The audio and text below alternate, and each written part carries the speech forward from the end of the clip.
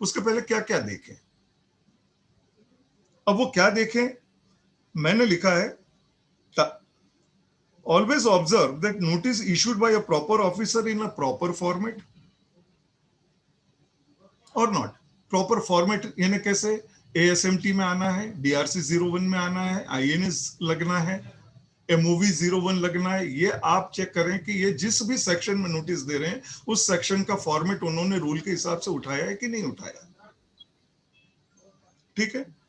Time of issue of notice, time कब issue किया, आपको कम से कम समय जितना निर्धारित एक्ट में दिया उतना दिया है कि नहीं दिया है।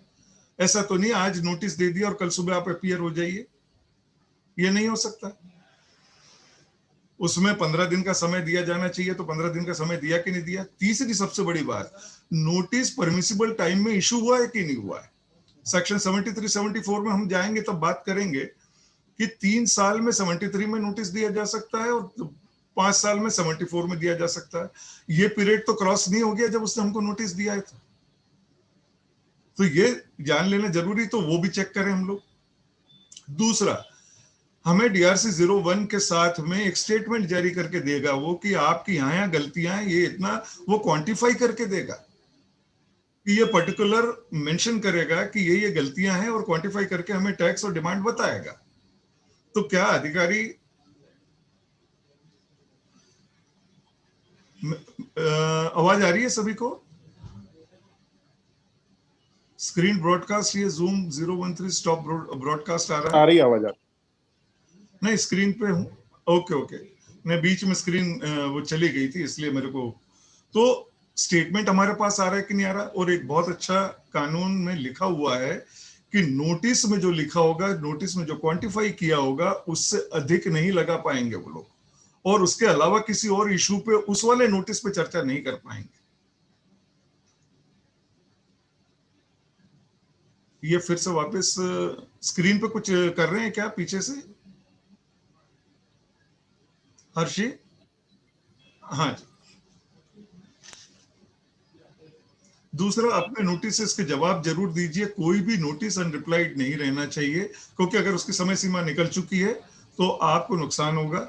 और चौथी बड़ी बात है कि कुछ सेक्शन के अंदर कंपाउंडिंग दी हुई है। अगर कंपाउंडिंग अवेल करना चाहते हैं, आपको लगता है कि पेनल्टी में नहीं जाए, हम कंपाउंडिंग कर लें इसको, या हम मिनिमम पेनल्टी के साथ बाहर होना चाहते हैं, तो उसका समय सीमा निर्धारित करी हुई है। उसमें कंपाउंडिंग के लिए अप्लाई हमको करना है। सो टाइमली अप्लाई करके उसको, उस कंपाउंडिंग को अवेल करें, क्योंकि वो कंपाउंडिंग अगर हो जाती है then that proceeding is concluded. तो ये कुछ जनरल रूल्स जो मैं फील करता हूं कि आप लोगों के साथ शेयर करना चाहिए मुझे। और ये रूल्स अब जीएसटी में फॉलो करना इसलिए जरूरी है क्योंकि हम अगर पेनल्टीज को और हमारे आने वाली जितनी भी प्रोसीडिंग्स को और प्रोसिक्यूशन को देखेंगे, तो उसके लिए बहुत जरूरी है कि अगर ये नॉर्मल चीजें हमने नहीं पकड़ी है तो हम आगे बढ़ नहीं पाएंगे। अब 122 की पेनल्टी सबसे पहले ले लें। 122 के 21 ऑफेंसेस है। 122 के 21 ऑफेंसेस है। ये 21 ऑफेंसेस हमें कौन से सेक्शन के तहत ये 21 ऑफेंसेस पे पेनल्टी लगेगी मेरे को? ये सेक्शन है 73 74। 73 74 चूंकि डिटर्मिनेशन के सेक्शन है, पहले डिटरमाइन होगा, एडजुडिकेट होगा, फिर जाके पेनल्टी लगेगी। Alone penalty can not B imposed. तो ये 21 ऑफेंसेस अगर हम देखने जाएंगे तो 21 ऑफेंसेस जो लिखे हुए, पूरे में पढ़ नहीं रहा हूं आपके सामने, आपको मालूम है कि 21 ऑफेंसेस क्या हैं। और ये भी जान लेना जरूरी है कि हमें जब नोटिस आता है तो ये ऑफेंसेस इन 21 ऑफेंसेस में है या नहीं। ठीक है, तो वो जाके उसमें फिट होते हैं, तो हमको जाके वो कार्रवाई हमारे खिलाफ या तो 73 में चालू होगी या 74 में चालू होगी। 73 74 पे मैं आके आपके सामने बहुत स्पेसिफिक बात करूंगा, वो तब करूंगा।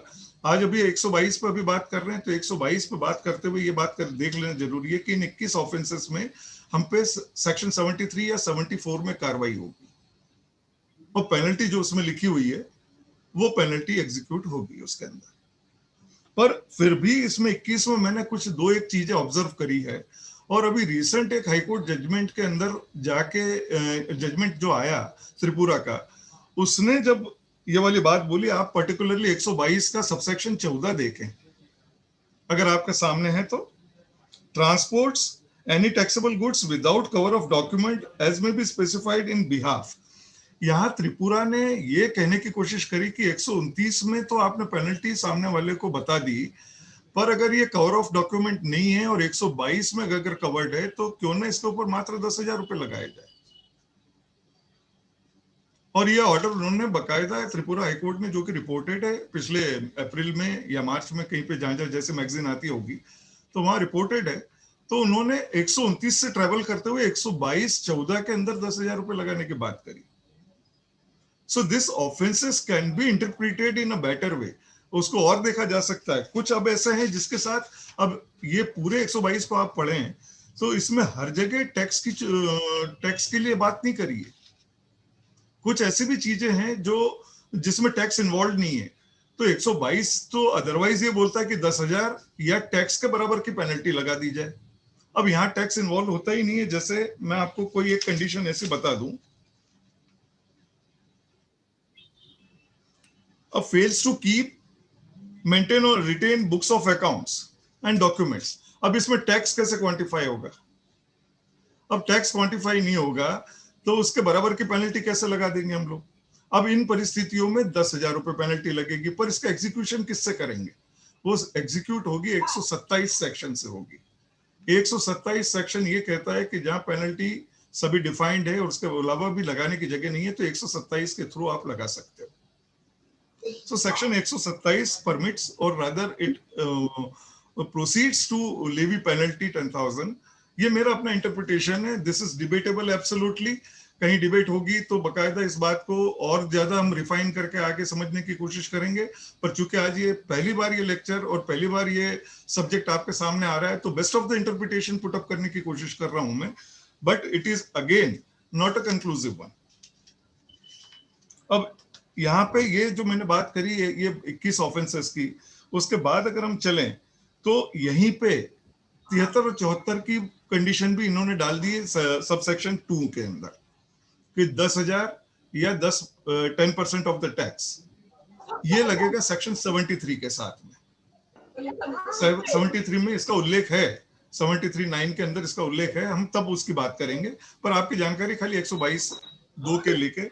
और उसके बाद उन्होंने बोला है टैक्स या टैक्स के बराबर की पेनल्टी अगर विलफुल इंटेंशनल ब्रीच है आपका तो फिर पूरा पूरा लगेगा आपको, तो पेनल्टी भी लगेगी आपको।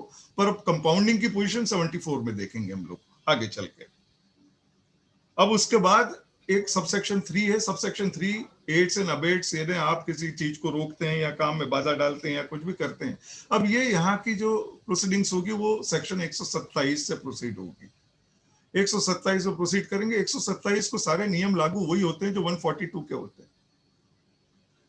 तो बकायदा नोटिस भी उसी तरीके से उसको मिलेंगे और आगे बढ़ेगा वो।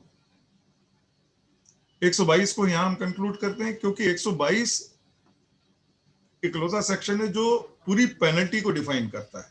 पर अब लगेगा कहां से ये हम आगे चल के बात करेंगे उस बारे में। पर 122 को नॉर्मली हमको समझ लेना था पहले।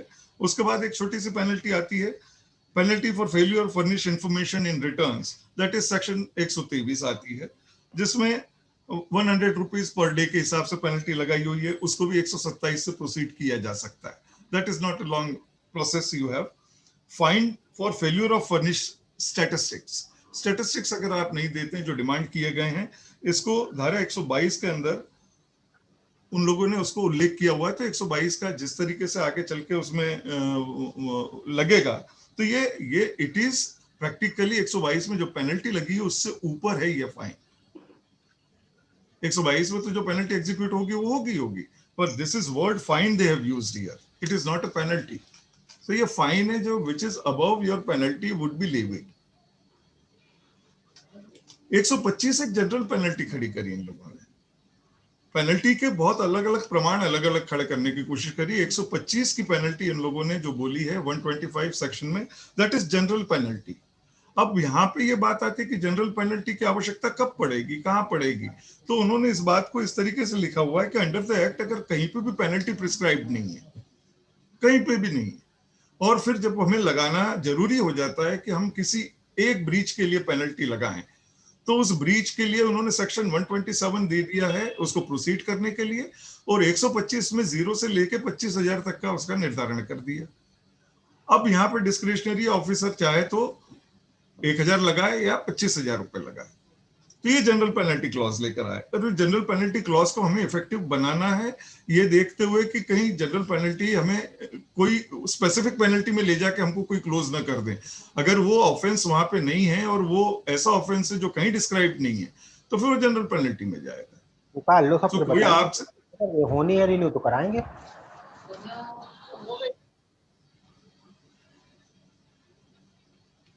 मैं रखूं चालू?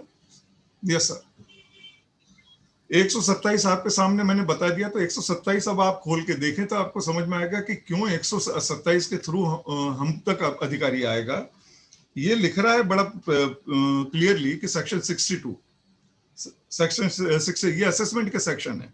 64, 73, 74, 129, 130 में जो चीजें प्रिस्क्राइब नहीं है तो उसको 127 के द्वारा लगाया जा सकता है। That's why I am saying in earlier कि 127 भी एक जरिया है जहां से हम पे नोटिस आएंगे, और उसके बाद जो पेनल्टीज लिखी हुई है 122 की हो या 125 की हो, ये हम पे लगाई जा सकती है। तो 127 से विभाग एंटर कर सकता है और ऑफिसर एंटर कर सकता है और फिर फाइनली वो पेनल्टीज लगा सकता है।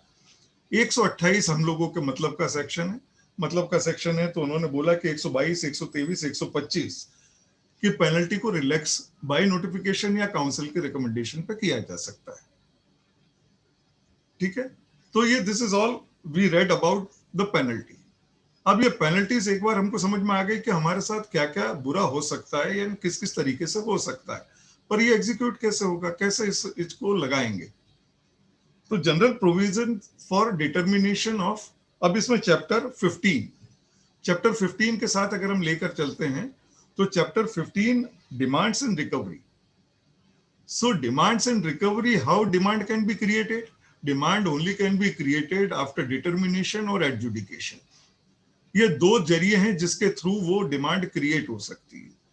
सो डिमांड क्रिएट करने के भी जनरल प्रिंसिपल दिए उन्होंने। इसलिए जो सेक्शन 73, 74 पे सीधे सीधे आने के लिए डिटर्मिनेशन से पहले मैं सेक्शन 75 आपके सामने रखना चाह रहा हूं। सेक्शन 75 को अगर आप ध्यान से देखेंगे तो ये भी 73-74 में टाइम लिमिट के लिए एक सबसे पहला सबसेक्शन उसका यही कहता है। अब इसमें भी देखो वर्ड जनरल प्रोविजन की बात की जा रही है। जनरल प्रोविजन यानी इसमें से हम एडप्ट कर सकते हैं कि क्या प्रक्रिया हो सकती है।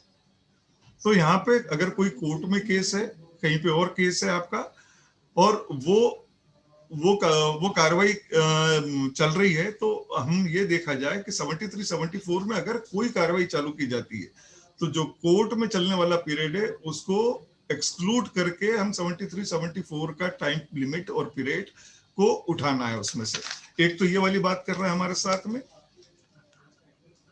दूसरा सेक्शन 73, 74 दैट इज यानी जितना 122 इंपॉर्टेंट है उतना 73, 74 इंपॉर्टेंट है।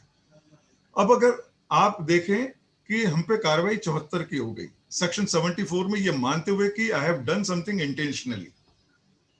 इंटेंशनली करने का मतलब होता है पेनल्टी साथ में जुड़ जाना।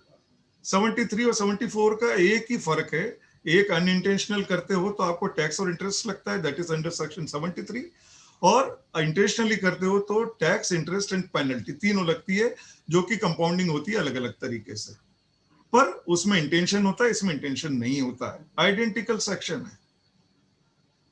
पर अगर किसी अधिकारी ने 74 में मुझसे कार्रवाई कर ली है और मुझसे पेनल्टी ले ली है, सब कुछ ले लिया है, और एंड ऑफ द डे किसी कोर्ट ने या किसी फोरम ने यह तय पाया कि यह अनइंटेंशनल था, तो जितनी कार्रवाई है उसको रिपीट करने की जरूरत नहीं है। कंक्लूडिंग कार्रवाई को धारा 73 में मान लिया जाए, यानी उसकी पेनल्टी रिमूव कर ली जाए, उसका टैक्स और इंटरेस्ट अगर एडमिसिबल है तो ठीक, अगर वो भी छोड़ दिया है तो वो भी खत्म कर दिया जाए, या पार्टली मान लिया है, पार्टली छोड़ दिया है तो वो भी किया जाए, but penal action would not be continued further. यानी आप ये देखें कि ये इन्होंने पर्टिकुलर 74 से 73 को ट्रेवल करने के लिए बोला है। अब यहाँ पे हम देखें कि अब ऐसी कार्रवाई जो कोर्ट से आपके पास में या कहीं और से आती है, ये कार्रवाई 2 साल के अंदर पूरी करनी है आपको। इसमें टाइम पीरियड भी दिया हुआ है, इसका टाइम पीरियड बाकी टाइम पीरियड से अलग है। सो ये जनरल प्रिंसिपल में इसको हमको चेक करके देखना, जब कोई नोटिस आता है इस तरीके से, तो अब वो समय सीमा में है कि नहीं उसको चेक कर लेना आपकी ड्यूटी है, आपको समझना है उसको। एक बहुत बड़ी बात बोली है कि सारी प्रोसीडिंग में हमें कितनी बार समय मिल सकता है। तो ये प्रिंसिपल अगर बहुत सारे हम अपने लिए लागू करते हैं तो ये प्रिंसिपल भी हम पे लागू हो जाएगा कि हमें मैक्सिमम 3 बार समय मिलेगा। 3 बार से अधिक हमको समय किसी भी प्रोसीडिंग में नहीं मिलेगा। It says very clearly. ठीक है, यहाँ पे ये भी है कि आपको कोई प्रोसीडिंग चलानी है तो सफिशिएंट कॉज होना चाहिए। you should have a belief in that particular supporting or evidence, ये आपके पास होना चाहिए और स्टेटमेंट क्लियरली सामने वाले तक जाना चाहिए। Notice without subject has no value, ये प्रिंसिपल कहता है। तो आपका सब्जेक्ट क्लियर होना चाहिए, उसके अंदर क्वांटिफाई करने वाली बातें भी क्लियर होनी चाहिए। ये चीज मैं पहले भी आपको बता दिया, पर now I am telling you through section, जो प्रिंसिपल में बताने की कोशिश की जाए। So this is all written in act and that is in particular section. So it is basically in a binding nature. ये मानना पड़ेगा हमको। अधिकारी ये नहीं कह सकता है कि मैंने ऐसा सोचा, मैंने नहीं सोचा सर। मैं पहले भी बोल चुका हूं कि मुझे पूरा पढ़ने के बाद ऐसा महसूस होता है कि ये बहुत सारी प्रक्रिया मैकेनिकल है। तो मैकेनिकल है तो आप उसमें कुछ भी डिविएट नहीं कर सकते आप। अब यहाँ पे ये भी लिखा, relevant facts and bases of the decision. आपको एक ऑर्डर करना है तो स्पीकिंग ऑर्डर करना है। स्पीकिंग ऑर्डर करना है आपको, आपके कंक्लूजन अराइव करने के पहले आपको उसके काउंटर देना है उसके अंदर। मैं अमान्य करता हूं नहीं चलेगा साहब। I don't rely on your fact और I don't agree your facts, ऐसे नहीं होता है। If I have quoted supreme court और मेरा साइटेशन सुप्रीम कोर्ट का है, and if you don't have anything then you admit it better. Simply you can't deny कि ये मैंने जो जजमेंट्स दिए हैं, जो साइटेशंस दिए हैं, सो इसमें लिखा हुआ है कि relevant facts and bases of the decision. Decision आप जो देते हैं उसका बेसिस और फैक्ट्स आपके पास में होने चाहिए। यूं लॉ बहुत अच्छी तरीके से हम लोगों को प्रोटेक्ट कर रहा है।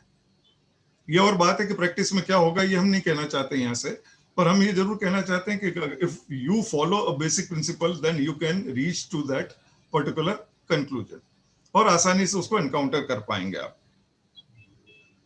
अब यहाँ पे एक चीज लिखी है कि कोई भी अमाउंट फिक्स हुआ हो उसके साथ इंटरेस्ट एक ऑटोमेटिक कंपोनेंट रहेगा। ये चीज बहुत अच्छे से माइंड कर ले। Interest even not return in notice. मैं अभी तक आपसे एक बहुत गंभीर बातें कर रहा था कि नोटिस में लिखा होना चाहिए, नोटिस में सब्जेक्ट होना चाहिए, क्वांटिफाई होना चाहिए, पर ये प्रिंसिपल आके ये बोलता है कि if it is not been given in notice even, और अगर उस पर इंटरेस्ट बनता होगा तो लेवी होगी उसकी। हम उसको इलीगल नोटिस नहीं मानेंगे उस वाले बाबत में। अगर हमको सिर्फ इंटरेस्ट का नोटिस देता है और इंटरेस्ट एप्लीकेबल होता है तो हमें चुकाना है उसका। अगर एप्लीकेबल है तो इंटरेस्ट हमेशा एप्लीकेबल रहेगा। Interest is the only section you will find in GST जो सभी सेक्शन के साथ कोरिलेट करता है जहां जहां टैक्स की लेवी है। हम नॉर्मली अपना 3B से भरें, हम जीएसटीआर 1 दें, हम हमारे दूसरे रिटर्न्स दें, interest is a very obvious component of that particular section. So सारी पेनल्टीज और सारे फाइन्स और सारी लेवीज और सारी चीजों को लेके जब हम बात करेंगे, सो इंटरेस्ट को कभी इग्नोर नहीं करेंगे हम लोग, ये आप ध्यान रखें। सो क्योंकि हम जितनी देरी कर रहे हैं किसी प्रोसीडिंग में, इंटरेस्ट उतने दिन का चालू रहेगा।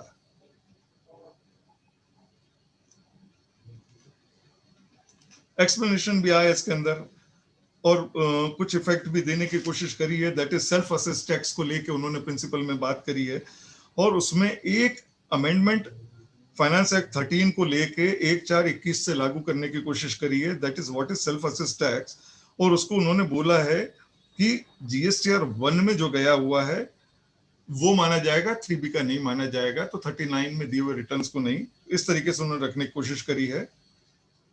और एक इंपॉर्टेंट चीज, सब सेक्शन 13 को खोल के देखें तो उसमें बहुत अच्छा लिखा, where any penalty is imposed under section 73, 74, no penalty for the same act or omission shall be imposed on the same person under any other provision of this act.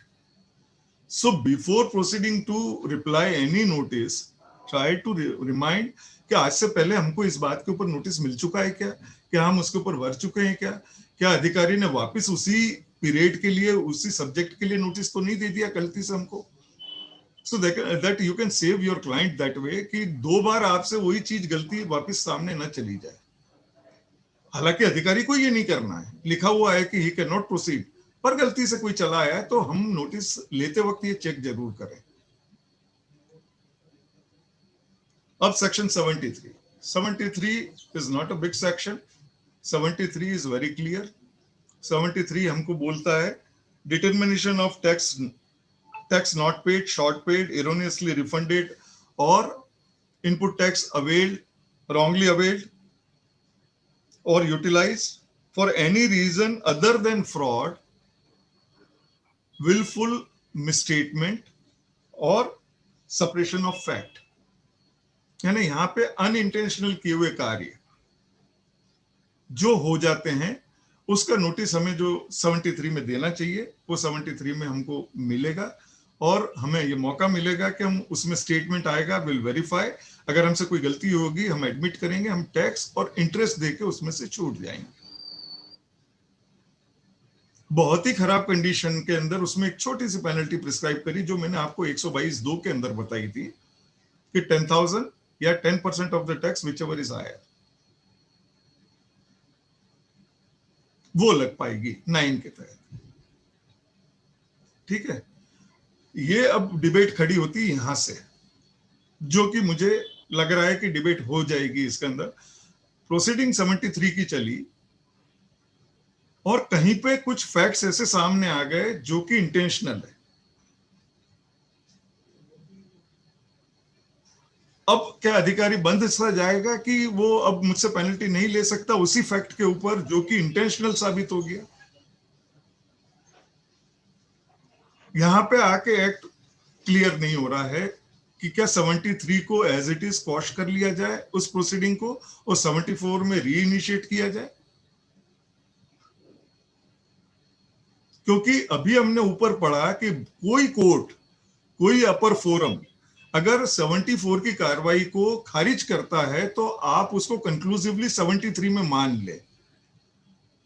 But 73 के दौरान अगर कोई चीज खड़ी होती है तो उसकी प्रोसीडिंग का तरीका इसके अंदर नहीं दिया हुआ है हमको, पर हमें इंटरप्रीट करना पड़ेगा कि what would be the right procedure to proceed under intentional guilts, जो कि हम मानते हैं कि इसके ऊपर लगना चाहिए था.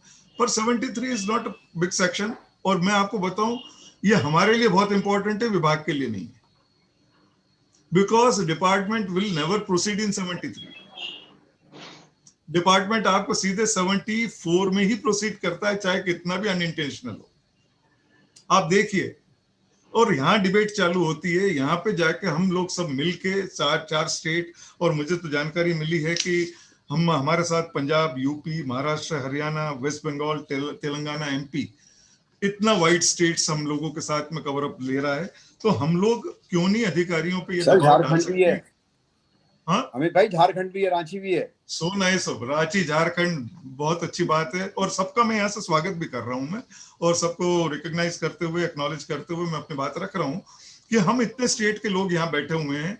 Most of the states are proceeding under section 74, not in 73. ये मान लिया जाता है कि हम गलत हैं, हम चोर हैं, हमने इंटेंशनल कोई गलती करी है, और ये सब बातें कि क्यों हमें ये अपॉर्चुनिटी नहीं दी जाती है पहले कि हम आपको मान ले कि आप अनइंटेंशनल कर रहे हो, हम आप पे पेनल्टी का दबाव क्यों बनाए नेसेसरी. पर ये नहीं होता है तो हमें इस बात का दबाव जरूर बनाना चाहिए कि हमें उस प्रोसीडिंग को लेके चैलेंज ये करना चाहिए कि this would have been proceeded under section 73, not in 74. अब मैं आपको छोटा सा उदाहरण दे रहा हूं, उस बात से साबित हो जाएगा. आप किसी से माल परचेस कर रहे हैं, आपने बैंक से पैसा चुकाया, प्रॉपर इनवॉइस आई, बिल्टी आपके पास है, and you have some evidences that goods has been delivered to your destination. अब मुझे बताएं, एक्ट की सारी धारा, आपने सारे प्रोविजन का पूरा उपयोग कर लिया आपने? To avail your ITC. कर लिया ना। हमें 12 महीने बाद पता लगता है कि वो आदमी 3B भरता ही नहीं है, सप्लायर वो 3B भरता ही नहीं है, उसने टैक्स अपनी स्टेट को दिया ही नहीं है। उसके वहां रेड होती है, उसके खाते चेक होते हैं, उसमें हमारा नाम होता है एज ए बायर। हमारे यहाँ नोटिस सीधे 74(5) के अंदर जारी हो जाता है और हमसे ये कहा जाता है कि या तो आप रिवर्स करें या आप इसका कैश जमा कराएं और पेनल्टी 15%, 25%, 50% जमा करा दें। अब मुझे बताएं कि इसको 74 की कार्रवाई कैसे मान ली जाए सर? क्या मेरा और उसकी साठगांठ तय हो गई? क्या उसको उसके रिस्पेक्टिव स्टेट ने डिक्लेयर कर दिया बोगस डीलर? क्या उसकी रिस्पेक्टिव स्टेट ने उसकी लेवी जो है डिटरमाइन कर दी है और इस तरीके से कोई कार्रवाई का अंत हो चुका है क्या?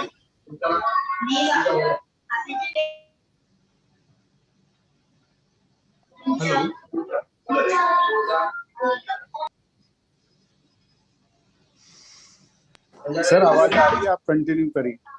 नहीं कोई बात नहीं। अगर कोई किसी साथी भाई का आरिफ भाई खुला रह गया, फोन म्यूट कर दीजिए आप। एनीवे चलता है, चूंकि शाम का समय, घर में सब लोग होंगे, शनिवार का दिन है, बच्चे आसपास होंगे, बोलते होंगे कि पापा, क्योंकि अब मेरे सब सभी लोग साथियों से लॉकडाउन खुले डेडिकेट से रिक्वेस्ट है, कोई भी अपना फोन को अनम्यूट ना करें सर। तो मैं अपनी बात को यहाँ पे रखना चाह रहा हूँ कि मैं ये कहना चाहता हूँ कि इसमें इंटेंशनल क्या हुआ, why in my case 74 has been executed. तो यहाँ मेरी पहली लड़ाई उसमें ये होनी चाहिए कि सर ये 74 का नोटिस नहीं, 73 का दीजिए।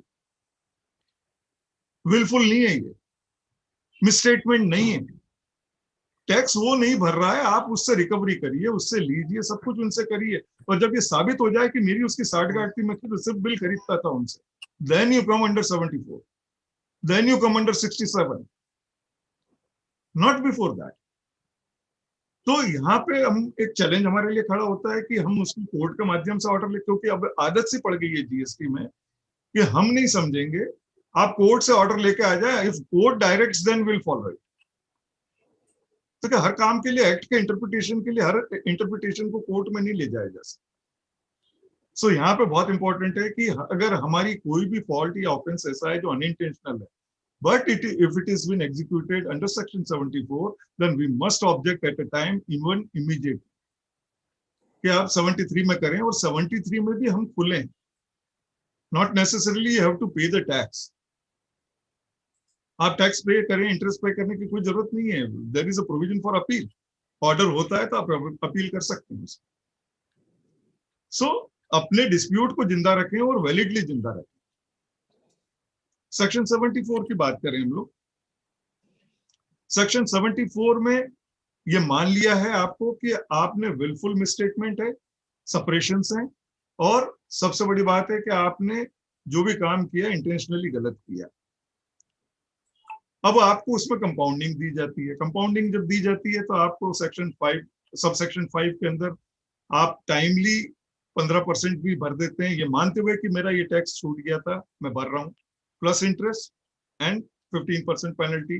बट ये पूरे सेक्शन में एक ध्यान रखने वाली बात है, नोटिस और क्वांटम एक बार फिक्स होके आ जाएगा, ये ऑप्शन हमको लेना है। ध्यान रहे, within 30 days you have to report with a चालान। हम ये सोचेंगे कि वो अब हमें 15% का ऑप्शन देगा अधिकारी, या वो हमें 25% का ऑप्शन देगा, ऐसा नहीं होने वाला। सो बी केयरफुल कि अगर आपको लगता है कि हाँ ये टैक्स दे देना उचित होगा और 15% बहुत कम पेनल्टी है, इसको आज की तारीख को भर के हम बाहर हो सकते हैं, देन डू इट। 73-74 का एक और भी डिफरेंस है। 73 में सेक्शन 17(5) आप सबने देखा होगा, उसमें पर्टिकुलरली उन्होंने बोला है कि 129 में जमा हुआ टैक्स या 74 में जमा हुआ टैक्स आपको मुजराई के तौर पे नहीं मिलेगा। Section 73 is absent over there. Still it's a point of debate कि अगर 73 में समय सीमा में अगर कोई पैसा जमा हो जाता है तो क्या उसकी क्रेडिट मिल पाएगी, क्योंकि 73 उसको डिबार नहीं करता। 17(5) के अंदर 73 को डिबार नहीं कर रहा है, वहां उसका उल्लेख ही नहीं है। वहां सिर्फ सेक्शन 74 का उल्लेख है।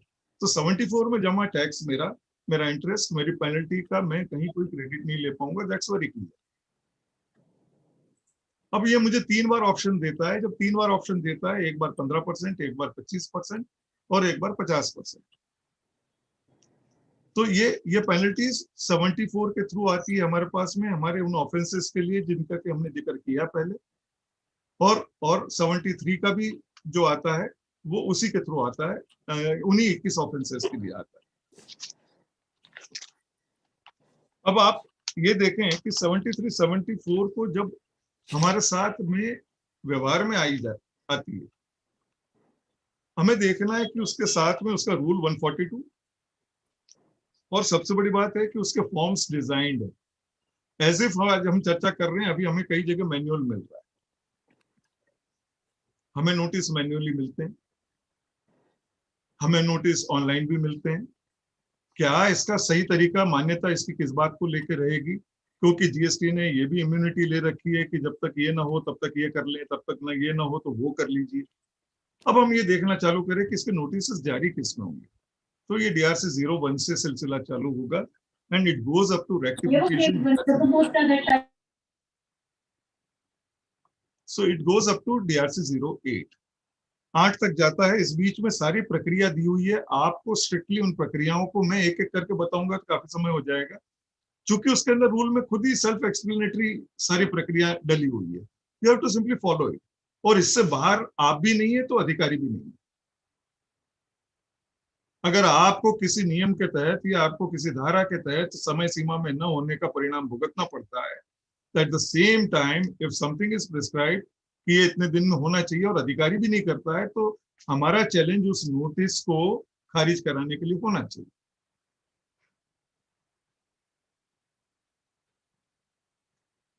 अभी एक इंसर्ट हुआ, अभी तक सिर्फ DRC 01 हुआ करता था। 1A को इन्होंने 19 में इंसर्ट किया, 9/10/19 को किया है, नोटिफिकेशन 49/19 से, जिसमें कि उन्होंने स्टेटमेंट और क्वांटिफाई करने के लिए बोला कि पेबल कितना रहेगा ये बताएं। पहले ये बता नहीं पाते, पहले हमारी गलती बता के बाहर हो जाते थे। अब उन्होंने ये भी बोल दिया है कि कितना पेबल रहेगा।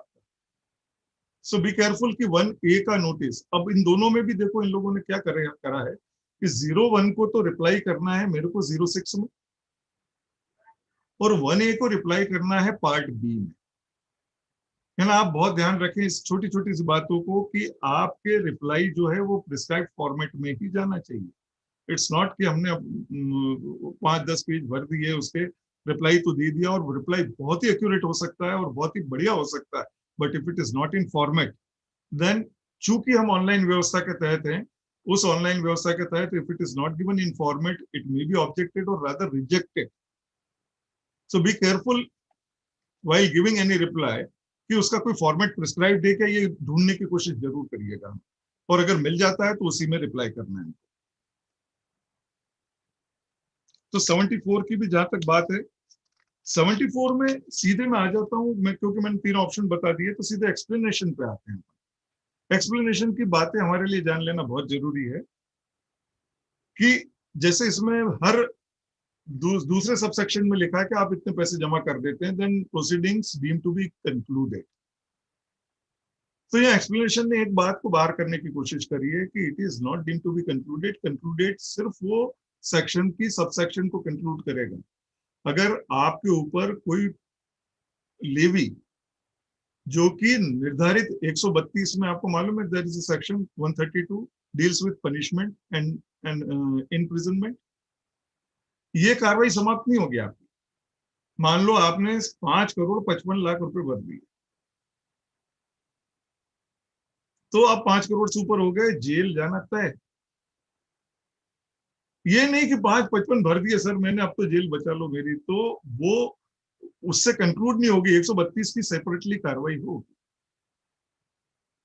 सो that explanation very clearly says, और वो कह रहा है the expression all proceeding in respect of this notice shall not include proceedings under section 132। It's written practically, so you can't avoid that.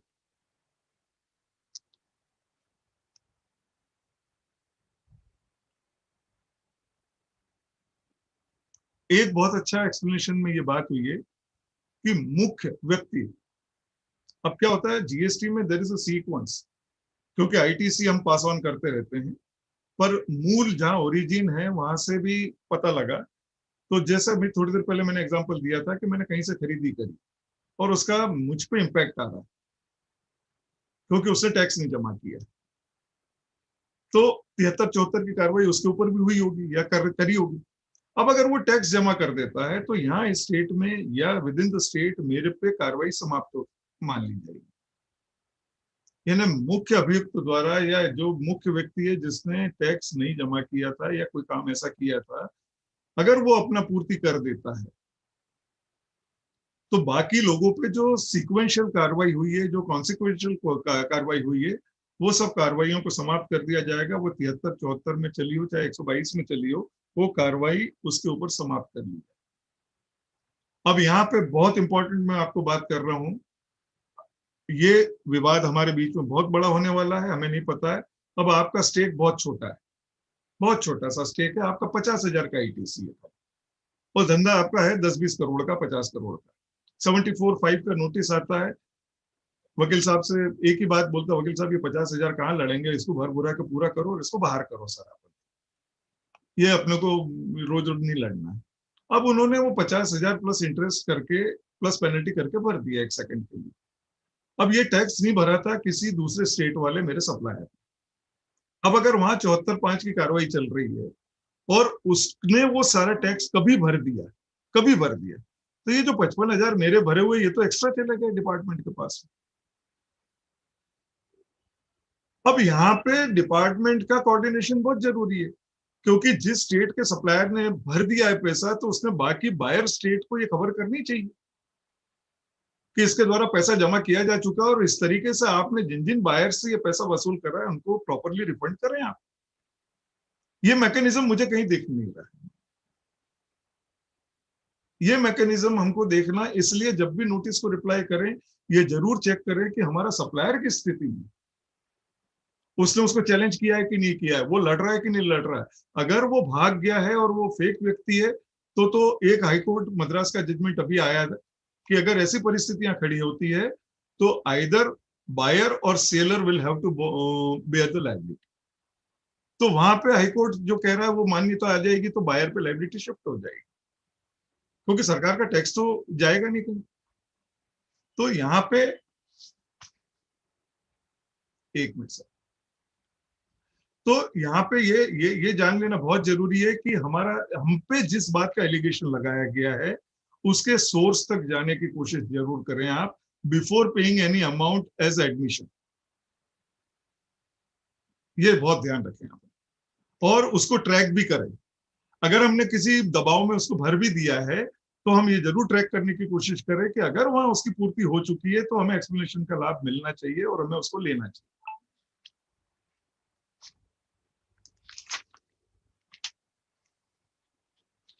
अब आता है सेक्शन 76 आता है। 76 सर, हर्ष जी अभी बज रही है 7 में 10 कम है, कितना समय दिया हुआ है सर मेरे को कितना समय दिया हुआ है सर इसमें?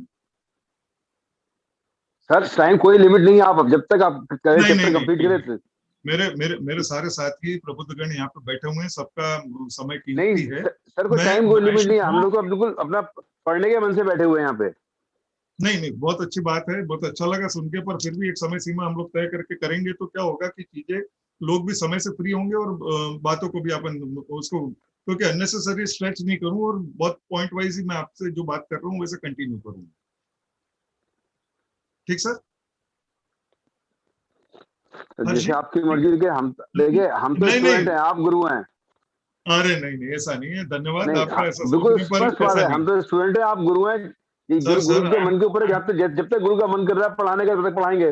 नहीं sir, I am also learning. उन स्टूडेंट में से है नहीं कि जो बाथरूम का बहाना करके उसके भाग जाएंगे यहाँ से। नहीं सर, ऐसा नहीं है। सर मम्मी का फोन आया, पापा का फोन आया। सर पार्टिसिपेंट कम होने लग जाए तो मुझे बता देना, तो मुझे समझ में आ जाएगा कि मेरे लेक्चर काम नहीं कर रहा। ठीक है सर? नहीं सर, तो बढ़िया चल रहा है। तो अब बढ़िया चल रहा है। यस सर, बढ़िया चल रहा है, बढ़िया करते हैं सब, बहुत तारीफ कर रहे हैं सब लोग। चलो सर, धन्यवाद आपका। सर इसमें एक सेक्शन 76 आता है वो tax collected but not paid to the government.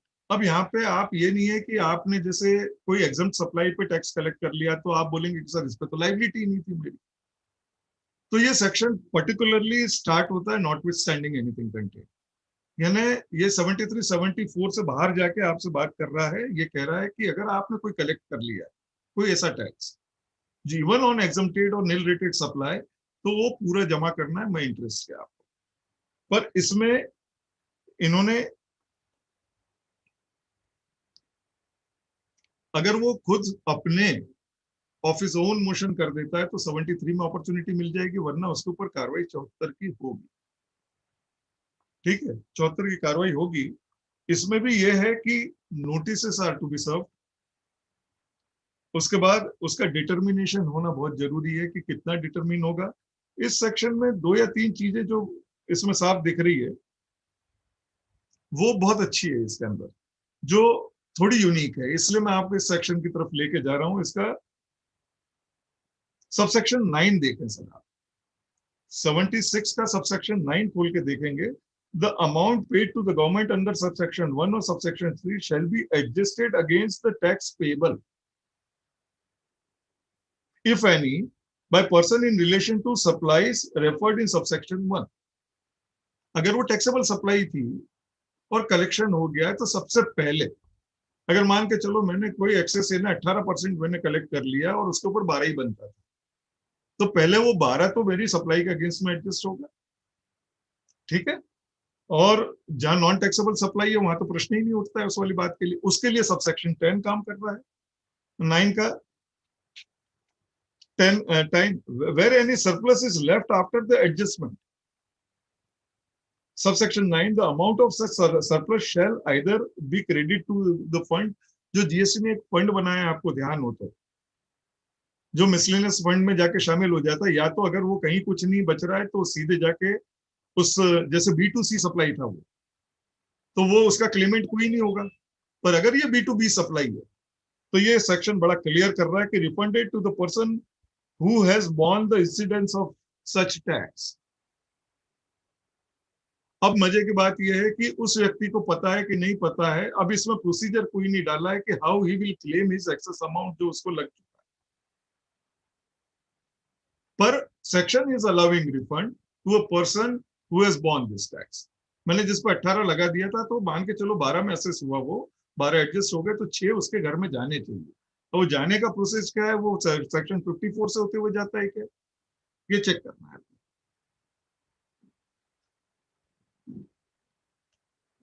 ये सेक्शन 54 सब सेक्शन 11 बोल रहा है। ठीक है, तो ये सेक्शन यूं इंपॉर्टेंट हो जाता है कि इस तरीके का टैक्स जो है वो एडजस्ट होगा आपकी लायबिलिटी के सामने, and if it is found excess तो जिस व्यक्ति ने इसको वहन किया है उसको रिफंड की पात्रता होगी। इसमें भी रूल 142 अप्लाई होगा और उसके फॉर्म्स जो हैं DRC 01 से लेके 08 तक हमारे सामने रखे हुए हैं। अब यहाँ पे रॉन्गली कलेक्टेड सेक्शन 77 पे आ जाए हम लोग। wrongly collected and paid to the central government or to state government। अब ये चूंकि सेंट्रल ये वाला एक्ट लिख रहा है, हम CGST को पढ़ रहे हैं, तो यहाँ पे ये है कि कोई चीज हमने ये मानते हुए कि इंट्रास्टेट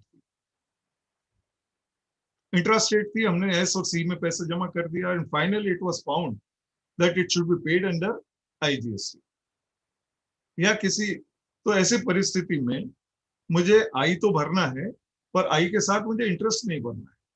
S और C का तो रिफंड मिलेगा मेरे को, पर I का इंटरेस्ट नहीं भरना। और अमूमन अधिकारी का इंटरप्रिटेशन ये होता है कि हमने 12 महीने बाद आपका ये SC का I किया हुआ है तो ये हमें 12 महीने का इंटरेस्ट दे दो, क्योंकि it is a delayed payment.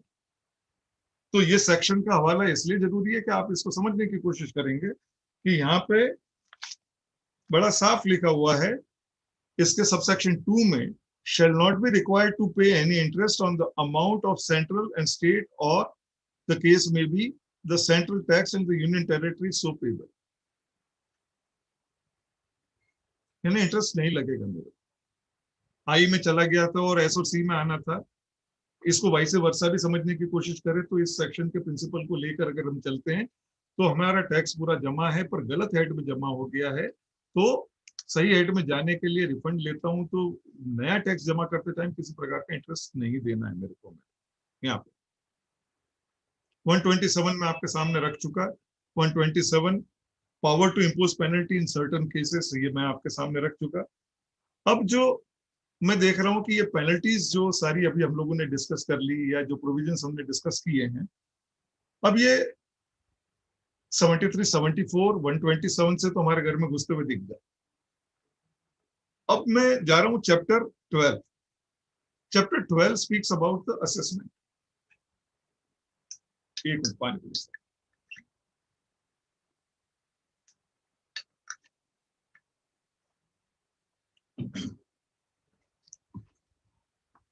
Chapter 12 speaks about assessment. Now, assessment is a key word. हम लोगों को आदत सी पड़ गई थी असेसमेंट की, टिल वेट लॉ। हम हरेक जिसको बोलते हैं डीलर का असेसमेंट कराते थे अंडर रिस्पेक्टिव एक्ट्स, चाहे वो वैट हो, सीएसटी हो या entry tax. GST says there is no assessment, that is all are been assessed self. सब सेल्फ असेस रहेंगे। अब कैसे असेसमेंट पैदा होंगे? सब इसमें असेसमेंट पैदा होंगे तो उन्होंने सबसे पहला एक असेसमेंट का, तो बहुत लिमिटेड कंडीशंस में असेसमेंट होंगे, और जिसका असेसमेंट नहीं करेंगे उसका ये लोग ऑडिट करेंगे अंडर सेक्शन 65।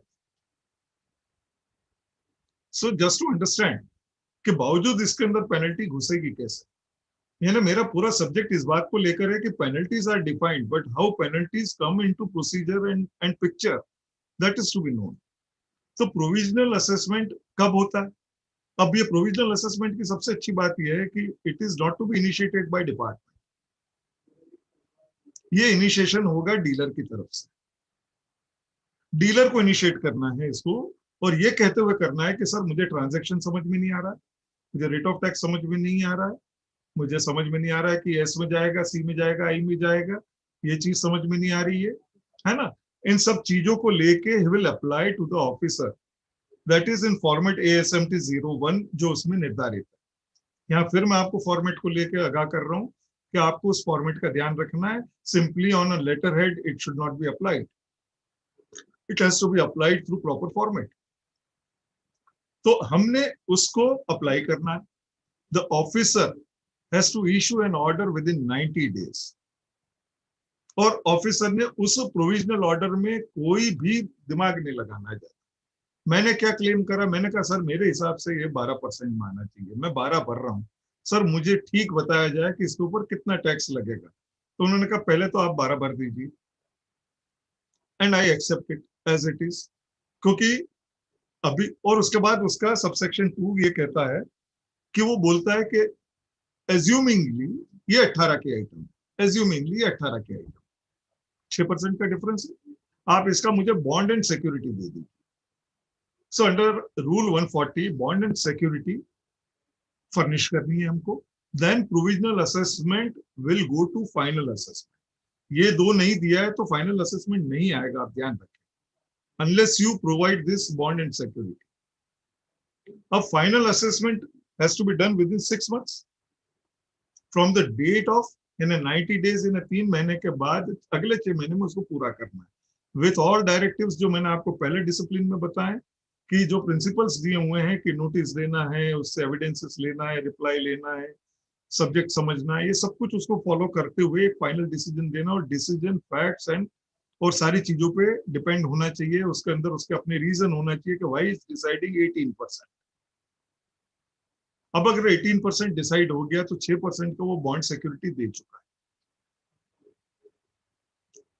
अब ऑप्शन ये रह जाता है कि आप या तो चालान भर दे बचे हुए 6% का, एडमिटिंग दैट कि सर आपने सही बता दिया, ये 6% plus interest, interest is an automatic component, मैंने आपको पहले बताया हुआ, तो ये दे दें तो हम पे कोई पैनल एक्शन नहीं होगा, क्योंकि प्रोविजनल असेसमेंट है, इसमें पैनल एक्शन नहीं हो सकता। अब यहां से चालू होता है कि पेनल्टी आएगी कैसे? इसमें पेनल्टी ऐसे आएगी कि मैं उस बॉन्ड गारंटी के सामने वो जब रिकवरी करने जाएंगे तो ऑब्वियस है कि उसके अंदर जो बात आएगी कि मैंने वो पैसा नहीं जमा कराया, चालान से उनको रिकवरी करनी पड़ गई गारंटी से, उसमें इंटरेस्ट तो आएगा नहीं। और फिर दूसरी बात यह है कि अब ये वाली बात मैं आपकी मान नहीं रहा हूं और मैं still I am continuing with trial, तो मेरे डिफरेंस पे सेक्शन 74 में इंटेंशनल मानते हुए they may proceed. This is my opinion basically. बाकी section 60 is not allowing any penalty right now. वो 73 वाली आप अपना टैक्स जमा कर देते हैं एडमिटिंग दैट, पर there can be a dispute. आपको लगता है कि स्टिल मुझे 12 में तो एआर जिंदा है आपके पास, फर्दर अपील्स जिंदा है, आप जा सकते हैं उसके अंदर। पर प्रोविजनल असेसमेंट चूंकि आप स्वयं चल के गए थे, इसलिए ये आपके सामने ऑर्डर इस तरीके से फाइनल ऑर्डर आएगा। और इसके अंदर भी आप देखें कि ASMT 1 से लेके 9 तक के फॉर्मेट्स हैं, हमें सारी प्रक्रिया उसके अंदर करनी है। अगर हमने वो टैक्स जमा कर दिया है और टैक्स जमा करके इंटरेस्ट के साथ जमा किया, there is a provision to call back your security. याद रखें कि आपको अपनी सिक्योरिटी वापस भी डिस्चार्ज करा के लेनी है। So that too has been given over there. अगर मैं टैक्स जमा करने की ना करता हूं और करता हूं तो वो बॉन्ड एंड सिक्योरिटी रिजेक्ट कर दी जाएगी, यानी ये मान लिया जाएगा कि हमें इससे रिकवरी करनी है, आपको लौटाई नहीं जाएगी। सो that two is been given under the format उसमें लिखा हुआ है। सो प्रोविजनल असेसमेंट 60 का हो गया। 61 that is scrutiny of returns. Scrutiny of returns अधिकारी खुला हुआ है, any time he can make any scrutiny of any return. अब रिटर्न पे विवाद में नहीं करूंगा क्योंकि पहले दिन से 3B और ये इसको लेके बहुत रिट्रोस्पेक्टिव बात भी कर ली, वरना रिटर्न तो हमारा फाइनल रिटर्न 3 था। पर अब इस पे विवाद करने की जरूरत नहीं है क्योंकि अब 3B GSTR 1 2A रह गया हमारे सामने। सो वी कॉल इट कि whatever disclosures we have, हम अपने जो देते हैं रिटर्न के मार्फत, इसको स्क्रूटिनाइज करने का उसको अधिकार है। और अब ये सेक्शन इटसेल्फ फिर वहीं पे ले जाके बात करूंगा कि इसका नोटिस ASMT 10 में मिलता है। ASMT 10 में मिलेगा नोटिस क्वांटिफाई करके सब कुछ करके कि आपकी यहाँ गलती है, आप इसको पे करते हैं या इसका जवाब दे दें। तो ASMT 11 आपको अलाउ करता है कि आप जवाब दे दें। जवाब के साथ you also can make a payment. So here you can avail a facility of 73 directly. अगर आपको लगता है कि ये 4 में से 3 तो मानने योग्य नहीं पर 1 मानने योग्य है, तो आप उसको बकायदा पेमेंट कर सकते हैं उसका, अगर कोई डिस्क्रिपेंसी टैक्स को लेकर है तो। ट्रांजैक्शन को लेकर तो आप क्लैरिटी दीजिए, अपना एविडेंस दीजिए, सब कुछ करिए। और इसमें एक ASMT 12 दिया हुआ है। If he agrees with you so he gives you ASMT 12, यानी इस इशू को लेकर आपको बरी कर दिया। Now this issue even can never be taken again, क्योंकि एक्ट में लिखा हुआ है कि जिस चीज के ऊपर पेनल्टी एक बार लग गई है तो उसको ऊपर दूसरी बार नहीं कोई कार्रवाई होगी। तो एज सच अगर मुझे टैक्स क्लियरेंस मिल चुका है, क्योंकि ASMT 12 को अगर आप देखें तो order of acceptance of reply मैंने जो दिया था ये पूरा पूरा मान्य कर लिया आपने, तो on the same issue you can not proceed again. This is my opinion. कोई डिफरेंस आता है तो आगे चल के बात होगी, हो सकता है कि अधिकारी बोले कि नहीं उस दिन मैं नहीं समझ पाया था, आज मैं फिर समझ गया हूं, मैं 74 में कार्रवाई करता हूं आपके ऊपर। तो जहां ASMT 12 लगा हुआ है वहां 74 में कार्रवाई उसी इशू के ऊपर वो करता है, तो we can stop it. This what interpretation says. क्योंकि आप अपनी बातों से इस तरीके से बदलेंगे तो काम नहीं चलेगा। और अगर आपको 12 नहीं मिल रहा है देन बी प्रिपेयर्ड कि 11 आपका सबमिशन के बाद में वो आपको सीधे सीधे इसी सेक्शन में प्रोसीड करने के लिए बोल दिया है। Section 65 that is audit, 66 special audit, 67 red भी हो सकती है, 73 74 ये सारी ओपनिंग इसके अंदर दे दी है। तो never take this scrutiny of return lightly. हमें कई बार नोटिस आते हैं, लिटरली ये बात होती है कि क्लाइंट भी हमको ये बोलता है वकील साहब ये मई का नोटिस आ गया, मई का तो रिटर्न लगा दिया ना आपने। मैंने कहा हाँ साहब लगा दिया हमने। तो ठीक है वो नोटिस आया तो कोई मतलब नहीं। अब अपन देख ही नहीं रहे हैं इस वाली बात को कि वो नोटिस किस पर्पस का है। रिटर्न फाइल करने के लिए नहीं आया है, it is with some subject, और हमने इग्नोर कर दिया उसको, और इग्नोर कर दिया और पता पड़ा कि it has converted to rate, क्योंकि 67 के पावर भी उसके अंदर लिए बैठा हुआ है। सो बी वेरी केयरफुल कि अगर 61 का नोटिस आता है ASMT के अंदर आता है तो उसको हैंडल करें, उसको देखें, समझने की कोशिश करें। और अगर लगता है तो अप्रोप्रिएट रिप्लाई दे के 67 तो बचा लें, क्योंकि if you have replied it means it is unintentional. 67 की कार्रवाई रोकनी पड़ेगी उनको, ज्यादा से ज्यादा वो ऑडिट कॉल कर लेंगे आपका, दैट कैन बी हैंडल्ड, पर 67 कैन नॉट बी हैंडल्ड, क्योंकि वो एक इशू के साथ 25 इशू और रगड़ाएंगे। Once they are in your premises, वहां पे भी मैं बात करूंगा आपके साथ में कि they have to come with a specific reason, specific subject. They can not enter with apprehension कि मुझे यहाँ खूब मिलेगा वाली बात नहीं आती है। आपके पास नोटिस और आपने कमिश्नर को कन्विंस किया है, तो आपके पास में वो चीज होनी चाहिए कि साहब मैं क्यों इसके यहाँ रेड करना चाहता हूँ। इसका रीजन आप जब स्टेट करते हैं और उसके बाद एक INS 01 आप सबमिट करते हैं, उसको व्यापारी को बताते हैं, उसमें रीजन लिखा रहता है कि हम फेक ITC के लिए आए हैं आपके यहाँ पे, हम मिसमैच ITC के लिए आए हैं आपके यहाँ पे, आपने GSTR 1 भरे, 3B नहीं भरे, टैक्स के लिए हम आए हैं आपके पास। So it is well clear. बावजूद उसके 67 का स्कोप बहुत बड़ा है, हम बहुत ज्यादा चैलेंज करने की स्थिति में नहीं होते अगर हम गलत होते हैं। So never invite 67 unnecessary. Now section 62 की जहां तक बात करें, assessment for non filers of returns. जो लोग यहाँ पे 122 की बिगिनिंग लाइन के ऊपर लिखा हुआ है टैक्सेबल पर्सन लिखा हुआ है, सो टैक्सेबल पर्सन की परिभाषा में इन लोगों ने इस तरीके से काउंट किया हुआ है कि taxable person who is registered and liable to be registered. अब जो अनरजिस्टर्ड है, तो नॉन फाइलर्स ऐसे भी हो सकते हैं जो अनरजिस्टर्ड भी हो सकते हैं। अनरजिस्टर्ड का अगला सेक्शन है 63 है, पर नॉन फाइलर्स की जहां तक बात करें तो वो दोनों सेक्शन में फॉल होते हैं। वो कब होते हैं? जब रजिस्टर्ड डीलर जो होता है वो कैंसिल हो जाता है, so he becomes unregistered for that period and he becomes non filer. और जो रेगुलरली फाइल ही नहीं कर रहा है अपने रिटर्न्स, जो रेगुलरली फाइल नहीं कर रहा है, तो इनके असेसमेंट सीधे कॉल किए जा सकते हैं, सीधे कॉल किए जा सकते हैं। और ये 73-74 को नॉटविथस्टैंडिंग करके कर रहा है ये। तो यहाँ पे इन्होंने सबसेक्शन 2 में ये सुविधा दी हुई है कि अगर आप अपने रिटर्न टाइमली 30 डेज के अंदर फाइल कर देते हैं, तो वो ऑर्डर, अब यहाँ पे थोड़ा क्रक्स मेरे को जो दिख रहा है, इस वाले सेक्शन के अंदर में देयर इज नो नोटिस।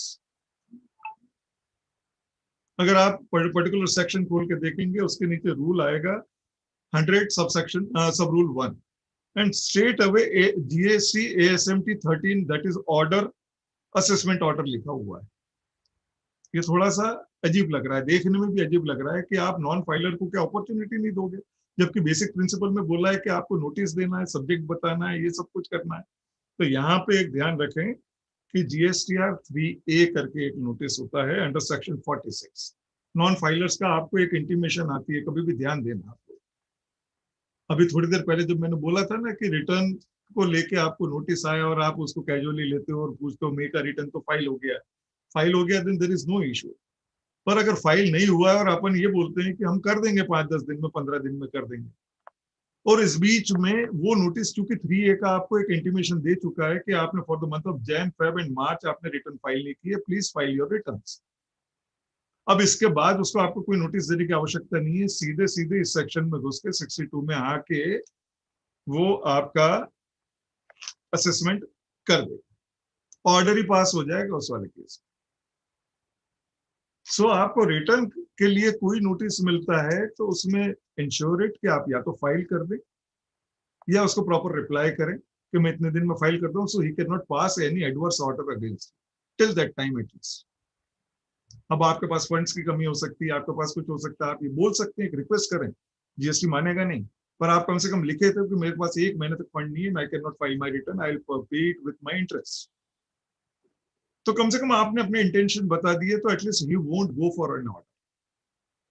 पर अगर ये अनरिप्लाइड है तो सीधा सेक्शन 62 के अंदर नॉन फाइलर का असेसमेंट हो जाएगा, ऑर्डर हो जाएगा, और ऑर्डर में इट इज वेरी क्लियर कि ये कार्रवाई फिर 74 में चली जाएगी।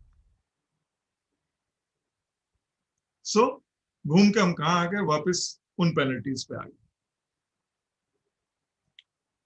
Section 63 for unregistered. अनरजिस्टर्ड में जो मैंने बात बोली कि who is registered as well as liable to be registered. अब डिपार्टमेंट में यहाँ पे एक छोटा सा पॉइंट है, इसमें नॉटविथस्टैंडिंग एनीथिंग कंटेंट लिखा हुआ है, पर होना ये चाहिए कि रजिस्टर्ड तो ठीक है, किसी कारण से उसका नंबर कैंसिल हो गया और अनरजिस्टर्ड हो गया। अब लाइबल टू बी रजिस्टर्ड का जांचने का तरीका क्या है?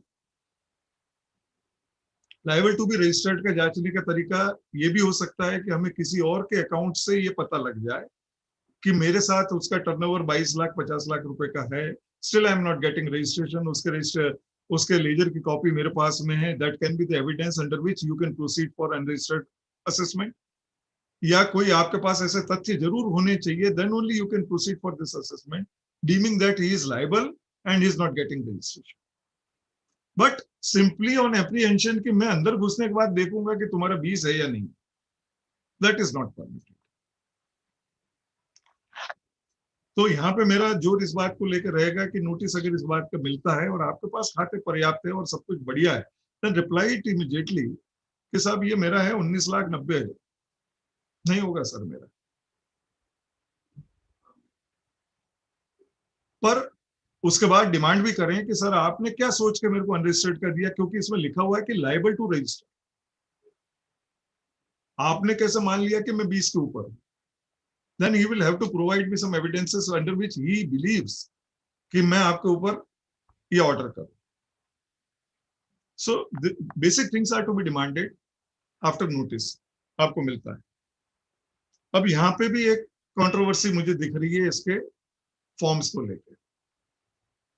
शोकॉज नोटिस तो ASMT 14 में देगा वो हमको, और उसके बाद डायरेक्ट ऑर्डर देगा, दैट इज अंडर सेक्शन 63 वो मुझे ASMT 15 जारी कर देंगे। अब अगर किसी ने मुझे नोटिस दिया है तो मुझे रिप्लाई भी तो देना है ना उसको, कि मात्र नोटिस देना पर्याप्त है और उसके बाद सीधा ऑर्डर एग्जीक्यूट हो जाएगा। क्योंकि अगर हम ऑनलाइन व्यवस्था का ध्यान रखें तो बीच की कड़ी मिसिंग है इसका। तो इसमें रिप्लाई तो क्या ये हो रहा है कि पर्सनल हियरिंग दी जा रही है क्या मेरे को? क्या मुझे पर्सनली जाके उनको समझाना है कि ऑनलाइन अगर मेरे को इसका जवाब देना है तो क्या स्थिति रहेगी? या 4 दिन बाद ASMT 15 आ जाता है मेरे सामने तो क्या स्थिति आएगी मेरे सामने? तो यहाँ बेसिक प्रिंसिपल्स को ध्यान रखना है कि मुझे, आप देखें सेक्शंस में लिखा हुआ है कि opportunity of being heard be given in all cases, उन्होंने बोल रखा है।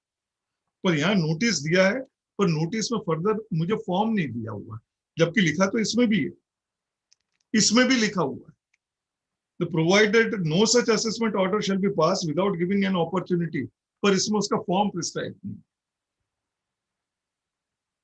So that is a missing part, और इसका दुरुपयोग हो जाएगा तो हमें नुकसान बहुत होगा।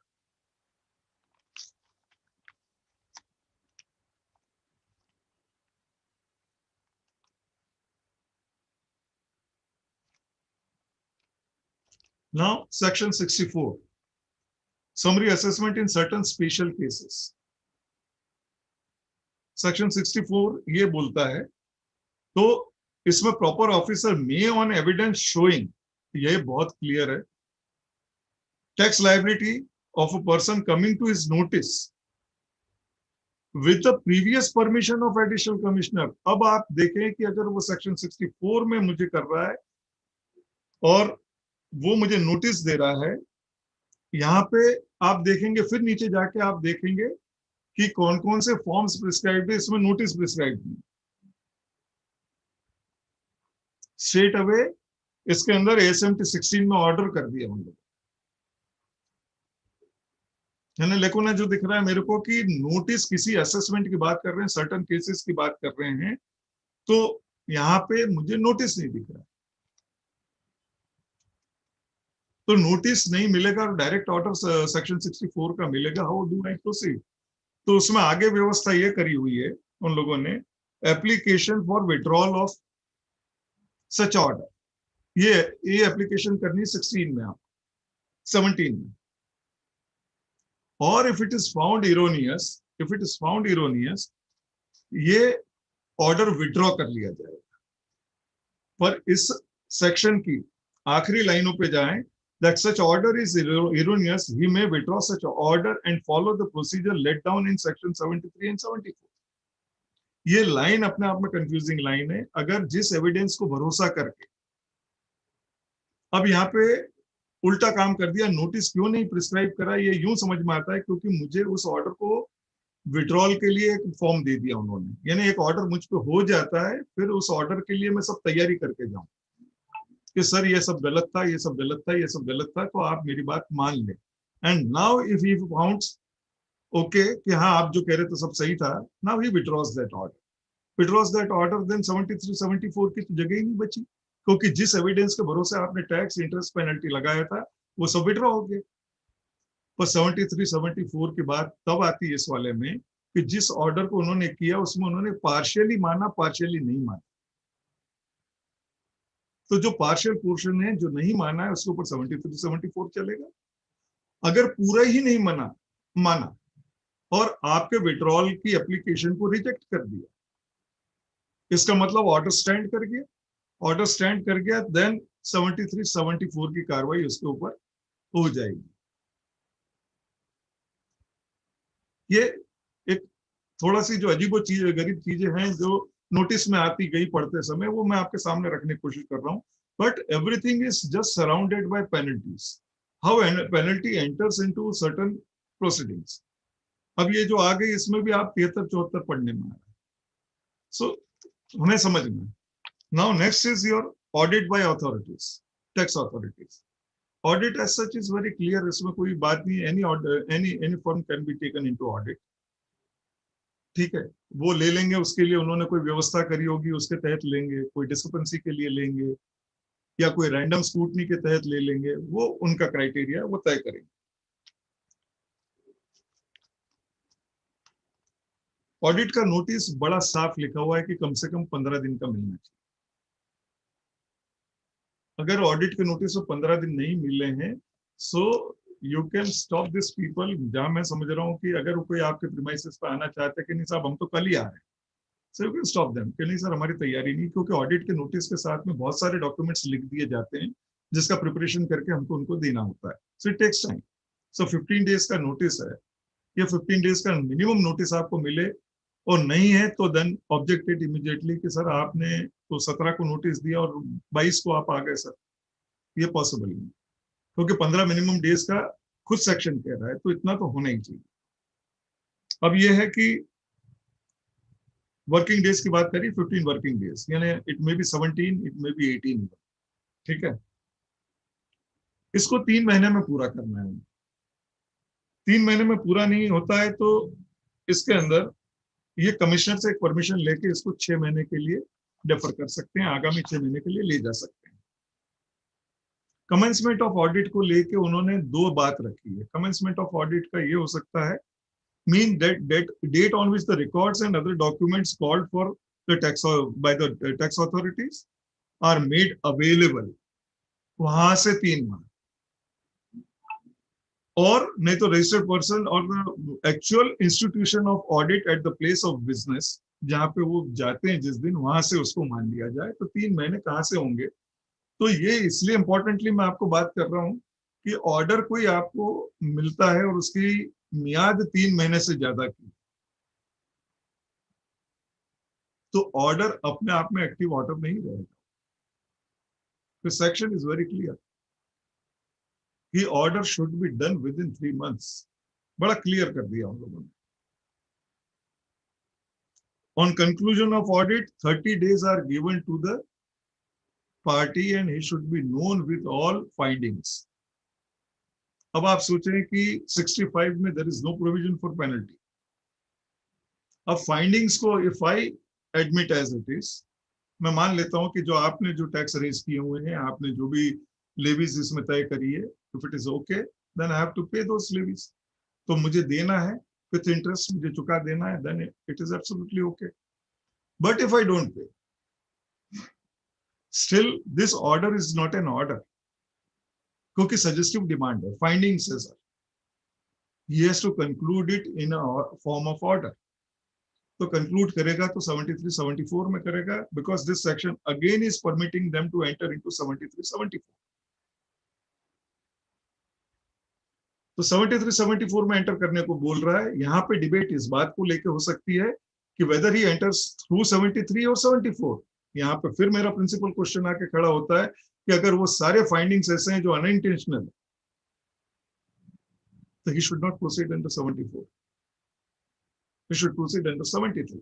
तो बेसिक ऑब्जेक्शन वहां पे भी हमारा उठना चाहिए कि sir why you are proceeding under 74, that this is unintentional, it's not willful. So 73 पर स्ट्रेस देने की जो मैं बात कर रहा हूँ घड़ी घड़ी आपको लेके कि when you are of the belief that you have done nothing wrong, it is absolutely unintentional, then no proceedings under 74 be accepted as it is. Then try to pursue within 73. So 65 बड़ा clear है और छोटा सा है, बहुत बड़ा नहीं है, बट जब इसमें पैनल एक्शन एंटर होते हैं then it becomes a critical one. Special audit is a very new audit. हम वेट को डील करते रहे आज तक, तो हमने कभी स्पेशल ऑडिट देखा नहीं है। It's a new format as such, और इसमें जो कहा गया है वो भी थोड़ा सा सुन के अजीब लगता है, पर still it is a part of act. इसमें कमिश्नर के पास में एक चीज सबसे बड़ी बात इसमें ये समझनी है कि ये ऑडिट होगा तो कतई इस बात का लाभ हम नहीं ले पाएंगे कि हमने सारे ऑडिट करा रखे हैं सर। ये ऑडिट तो होगा तो कैसे होगा? इसमें स्टेट कमिश्नर या central commissioner chartered accountant, cost accountant को अपॉइंट करेगा, उसकी फीस तय करेगा, वो फीस भी स्टेट या सेंट्रल गवर्नमेंट कमिश्नर पे करेगा। उस चार्टर्ड अकाउंटेंट की ड्यूटी होगी कि उस डीलर का ऑडिट करके 90 डेज में अपनी एक रिपोर्ट उनके सामने पेश कर देगी, और वो जाएगी with recommendation to the assistant commissioner, और हम इसको ठीक से पढ़ें तो प्रॉपर ऑफिसर और जुरिडिक्शनल ऑफिसर को जाएगी। प्रॉपर ऑफिसर जुरिडिक्शनल ऑफिसर को जाती है। Again this particular section permits that if something is found and if it is been determined properly, और तो वो 73 और 74 की कार्रवाई में प्रवेश कर गया। सो फाइंडिंग सजेस्ट कि आपने इवेट किया है, देन इट गोज टू 74। अगर आपने अनइंटेंशनल कुछ किया है तो इट गोज टू 73। तो स्पेशल ऑडिट में भी डिटर्मिनेशन का पोर्शन, इसीलिए बेसिक चीज को समझना बहुत जरूरी है कि कोई भी डिमांड ऐसी न पे कर दें, या ऐसी चीजों को, मैंने सबसे पहले जो बोला था कि हमारी आईटीसी ब्लॉक कर दी, it can't be blocked unless it is been adjudicated और डिटरमाइंड। ठीक है सर। तो 66 भी ये जो है, और 66 में there is no suggestive demand. Suggestive demand नहीं है, स्ट्रेट अवे ही असिस्टेंट कमिश्नर को रिपोर्ट होगी, और assistant commissioner will enter into 73 और 74 and will raise a demand, raise a interest and penalty if possible. 74 में होगी तो penalty, otherwise it will be tax plus interest, but इसमें findings नहीं होगी। सजेस्टिव डिमांड आती है 65 में ऑडिटिंग में।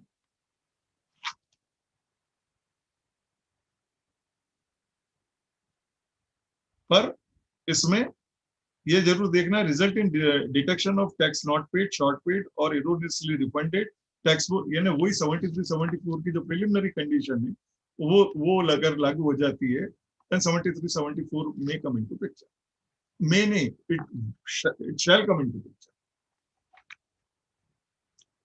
अब ये आखिरी सेक्शन ले रहा हूं सर मैं, इट्स ऑलमोस्ट 7:30 नाउ, बराबर। That is 67 power of inspection, search and seizure. अब मैं इंदौर से हूं, मुझे नहीं पता हरियाणा में क्या होता है, यूपी में क्या होता है, राजस्थान झारखंड में क्या हो रहा है। मेरे ये क्या हो रहा है ये जान लेना इसलिए जरूरी है, और मैं मानता हूं कि मेरी बात से आप इत्तेफाक भी करने वाले, और अगर इस बात को साथ में मिलकर जूझना है तो इसका सबसे बढ़िया तरीका है, मुझे बताएं। मेरे यहाँ पे तो ये व्यवस्था है कि एनफोर्समेंट आता है सर्च पे, और कोई एक पर्टिकुलर चीज का बताया जाता है कि आपका आईटीसी मिसमैच है, इसको आप DRC 03 से भर दीजिए। DRC 03 से। Now DRC 03 deals with section कि ये मेरा एडमिशन, ठीक है, ये मेरा एडमिशन को मैं आगे कैसे अपील में कॉन्टेस्ट करूंगा। और डीआरसी, और अगर उन्होंने जो अमाउंट बोला है जो कि वहां पे उनको पाया है, तो यहाँ पे सर्च एंड सीजर के पावर मिले में आपको, तो सीजर में आपके पास में क्या बचता है कि एक्सेस स्टॉक होगा। सो अंडर सेक्शन 130 आप मुझसे बॉन्ड सिक्योरिटी लेके, रूल 140 के तहत आप मुझसे बॉन्ड सिक्योरिटी लेके you will close the proceedings of a search. Now it is all up to the scrutiny officer who will scrutinize the document what you have seized from the business place, और वहां से फिर जाएगी वो adjudication officer के पास में, it will be adjudicated further and then it would be determined, और डिटर्मिनेशन के बाद में DRC 07 खड़ा होगा और जिसके तहत हमें पेमेंट करना है। नाउ सर्च एंड सीजर में अमूमन ये हो रहा है कि हम पेपर में पढ़ते हैं, कहीं पे पढ़ते हैं, इतने का डिटेक्ट हुआ, it is not determined but detected, और ये फोर्स होता है हम लोगों के ऊपर कि आप इसका पैसा जमा कर दो। तो अभी एक हाई कोर्ट ने और फिर बाद में CBIC की या किसी की, आई am not very sure about, एक रूलिंग बड़ी क्लियर हो गई कि ड्यूरिंग द रेड कोई पैसा जमा न कराया जाए, यानी that opens opportunity for a dealer to pay under section 73। Raid close करें, और अगर आपको ऐसा लगता है कि ये जो मुझे पॉइंट आउट करी हुई चीजें हैं ये मैं 73 में DRC 03 में भर सकता हूँ, भर के आप बरी हो जाएं, आप पे 74 की कार्रवाई नहीं होगी। अदरवाइज जो डिटर्मिनेशन के बाद होगी वो 74 की होगी, वो 73 की नहीं होगी, क्योंकि search is absolutely on a ground कि आपने इंटेंशनली कोई काम गलत किया। इसलिए सर्च एंड सीजर के सेक्शन को मैं पूरा अवॉइड करते हुए सीधे इसके प्रोसीजर के ऊपर मैं आके आपको बात इसलिए करने की कोशिश कर रहा हूँ क्योंकि सर्च एंड सीजर अपने आप में बहुत बड़ा सब्जेक्ट है। मैं उसके प्रोसीजर पे जा ही नहीं रहा हूँ कि वो क्या देगा हमें, INS 01 देगा, INS 05 देगा, 4 दिन में ये देंगे, ये बातें नहीं कर रहा हूँ। मैं सबसे पहले उस प्रक्रिया के तहत how they will proceed with in that few days, जो मेरे यहाँ पे वो बने रहते हैं, और जब मुझसे बात करते हैं और मुझसे ये बोला जाता है कि आप इतना पैसा जमा कर दीजिए, तो वो डिटरमाइंड अमाउंट नहीं होता है, वो एडजुडिकेटेड अमाउंट नहीं होता है which they can ask, and if they are asking under DRC 03. DRC 03 is meant for the assessee. It means it is not been determined, it is self-assessed tax. So अगर tax पर interest मुझे जमा होना चाहिए तो ये determined होना चाहिए, एडजुडिकेट होना चाहिए। सो ये जब होगा तब उसके लिए प्रोसेस दिया हुआ है कि स्क्रूटनी होगी, स्क्रूटनी के बाद एडजुडिकेशन होगा, then only some demand can be raised which again I have a power to dispute it by my appeals. तो ये दबाव अगर होता है कि आप जमा कर दीजिए, आप जमा कर दीजिए, और अगर हम हड़बड़ी में जमा करते हैं और DRC 03 में जमा करते हैं, इन माय व्यू हम उसको बहुत स्ट्रांगली प्लीड नहीं कर पाएंगे हायर फोरम के ऊपर। अगर जमा ही करने की नौबत आती है तो लेट DRC 07 कम्स, क्योंकि हम उसको डिस्प्यूट करते हैं और डिस्प्यूट लगातार करते हैं, then we have a good chance in appeal as well as before the honourable high court और एनी अदर फोरम। सर ये मेरा सारा कंपाइलेशन था पेनल्टी को लेके, how penalty will proceed, under which sections it will be proceeded further, और कैसे conclude करेंगे, and what are the things to be remember while replying to any notice or against any penalties which is been prosecuted against you. तो ये सब चीजें sir मिला के मैंने अपनी बात को आपके सामने रखा है सर। और with this I must thank Harsh ji, Prateek ji, Kuteja ji, जो हमारे तीनों बार एसोसिएशन हैं, plus Sanjeev Arora from Haryana bar. हाँ, संजीव अरोड़ा फ्रॉम हरियाणा बार। और वंडरफुल संजीव अरोड़ा जी हरियाणा बार से। तो मुझे तो बड़ी फहरिस्त लंबी दिख रही है, और मैं 1 to 1 सबको नहीं पहुंच सकता, पर इतना जरूर कह सकता हूं कि जो भी श्रोतागण है, मैं कहीं गलत हूं तो just correct me, it's just a learning. मैंने अपनी कोशिश करके इसको कंपाइल करके आपके सामने रखा है, and I would love that if it is been said कि आप यहाँ गलत थे सर, तो मुझे कोई बुरा नहीं लगेगा सर, मैं भी सीखूंगा आप लोगों से, अगर आप लोग इस बात को बहुत ध्यानपूर्वक सुने हैं तो। और आई वोंट से कि this is a conclusive one, इस पे बहुत डिबेट होगी आगे, और अच्छे वक्ता शायद इसको और रिफाइंड तरीके से आपके सामने रखेंगे, पर मेरी मेहनत जितनी थी वो मैंने आपके सामने परोस दी है। और आप लोगों ने बहुत ध्यान से सुना, इस बात के लिए बहुत बहुत धन्यवाद आप सभी का। और फिर आप लोगों के साथ बैठने का कभी मौका मिलेगा तो I feel proud about it. Thank you very much. Thank you.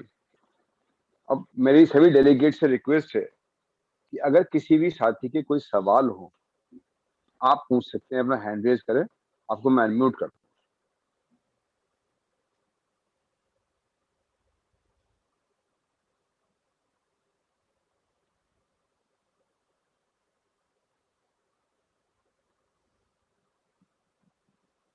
Awadhesh ji, Awadhesh ji unmute कर लीजिए अपने आपको। नमस्कार सर, नमस्कार। अवधेश शर्मा नोएडा से। हाँ जी नमस्कार। अच्छा सर, या थोड़ा सा सब्जेक्ट से हटके क्वेश्चन है, जो अपना आज का था इसका नहीं है, एक छोटा सा है जीएसटी का ही। एक सर, जैसे रजिस्ट्रेशन जो हम डालते हैं उसमें टाइम पहले 3 दिन का होता था डीम्ड का, अब शायद 7 डेज का है डीम्ड अप्रूव का। तो सर अभी एक हमने रजिस्ट्रेशन डाला था वो 17 मई में, तो आज उसे 1 महीने से भी ज्यादा हो गए। तो इसका सर क्या अभी जो रूल है या क्या एक्ट सर चल रहा है इसका? सर माफी चाहता हूँ। सबसे पहले तो प्रोसीजरल चीजें जो कंप्यूटर पे होती है, हम जिस एज में अभी फिलहाल हैं, आई एम 57 राइट नाउ, तो मेरे यहाँ जो लड़के हैं वो उसको प्रोसीड करते हैं, तो I don't know even how to open a GST portal. हाँ मैं नहीं, आपको वैसे था बात सर थोड़ा नहीं है, डीम्ड मैं आपको बता डीम्ड दूं, वाला। क्योंकि रूल्स अगर उसके जीएसटी को लेके हैं तो वो नेचुरली विद इन रूल उसमें उसको अप्रूवल होना चाहिए। 1 मिनट में आपको बताता हूँ, लड़का मेरे पास बैठा हुआ है। डीमिंग रूल है कि 3 दिन के अंदर अप्रूव हो ही जाना चाहिए रजिस्ट्रेशन। सर ये जो मेरे यहाँ से जानकारी मेरे को मिल रही है कि 3 दिन में अप्रूवल आना चाहिए, क्योंकि उसमें फर्दर नोटिस के भी प्रोविजन है। हाँ नहीं, अगर नोटिस आ जाता है तब तो ठीक है, कुछ भी हाँ, नहीं आ रहा है, मतलब बिल्कुल रोक दिया उन्होंने, कुछ है ही और नहीं। अब आपको जो 1 महीने बाद नोटिस मिला है, अगर ये मान के नहीं वो चलो कि आज किसी तक वो भी ऑब्जेक्शन नहीं के आया, साथ मिला है, नहीं वो भी ऑब्जेक्शन के साथ में, अभी ऑब्जेक्शन भी नहीं आया, वो वही है पेंडिंग, पेंडिंग फॉर नहीं प्रोसेसिंग। सर, तो फिर आप ये देख लीजिए कि ये जुरिडिक्शनल ऑफिसर को हिट हुआ है कि नहीं हुआ है। आप ये भी चेक करें, क्योंकि अभी हमारा एक रजिस्ट्रेशन यहाँ पे मैं परेशानी में आ गया हूँ। मैंने इंदौर से फाइल करा है, सियागंज के लिए फाइल करा है, ये मेरा जुरिडिक्शन जबलपुर आ गया उसमें। मुझे जो क्वेरी रेज हुई है 2 दिन के बाद वो जबलपुर से हुई है। अब मैं जबलपुर कैसे पहुंचूंगा ये सोच रहा हूँ सर मैं, या मैं ऑनलाइन जवाब दूंगा तो वो इतना संतुष्टि पूर्वक हो पाएगा कि नहीं हो पाएगा, ये बड़ा प्रश्न है, क्योंकि मैं लिखित में दे रहा हूँ वो नहीं समझ पा रहे हैं, और नंबर कैंसिल कर दिया तो क्या होगा मेरे साथ में। यहाँ मुझे पीएच चाहिए, क्योंकि कोई इशू ऐसा है जिसको कि मैं पर्सनली डिस्कस कर सकता हूँ, और उसका जुरिडिक्शन मेरे को पड़ गया है Jabalpur. That's a problem I am facing right now currently, यानी अभी आज से 4 दिन पहले मैं परेशान हूँ। सो ये कुछ चीजें जो आप कहना चाह रहे हैं रजिस्ट्रेशन को लेकर, तो बहुत व्यथा है सर। इवन अभी जो पड़ा कि एमएनएसटी दी है उसके अंदर रिवोकेशन ही नहीं हुए, तो रिवोकेशन नहीं हुए तो रिटर्न कैसे डालेंगे? ठीक है, एमनेस्टी तो दे दी पर रिवोकेशन ही नहीं चालू करा तो हो नहीं रहा कईयों का, है ना? तो सॉरी, मैं इसका इतना ऑथेंटिक आंसर आपको कोई चीज, 1 मिनट, 7 वर्किंग डेज लिखा हुआ है सर। हाँ 3 वाला 7 हो गया, पहले 3 था, अभी 7 है। Full verification of application and approval का जो है रूल 9, उसमें उन्होंने they have amended it to 7 days now 13। ये 22/12/20 से इसको उन्होंने, और that too a working days. हाँ हाँ वर्किंग डेज, बट अभी तो हाँ, 30 से भी ज्यादा हो गया, तो आई डोंट नहीं नो। सर, तो you have to take immediate action. आप हेल्प डेस्क पे भी डाल दें, और संबंधित कमिश्नर इन्हें, आपको अगर ये नहीं पता पड़ रहा है कि ये सेंट्रल को हिट हुई है या स्टेट को हिट हुई है, नहीं सेंट्रल है, सेंट्रल है। हाँ सेंट्रल है तो सेंट्रल कमिश्नर को इमीडिएट कर दीजिए, और उसकी कॉपी के साथ में एआरएम के साथ में कि this has not been reported till the time, so shall I take it as a deeming registered. पर डीमिंग इसलिए नहीं हो सकता है क्योंकि आपको कोई रजिस्ट्रेशन नंबर ही अलॉट नहीं हुआ है। अभी हो गया, पहले डीम्ड हो जाता था, अभी इनका पता नहीं हाँ, क्या चल रहा है। पर अभी नहीं आया ना आपके पास, right sir? Thank you sir. Thank you. Navneet Goyal ji, Navneet Goyal जी,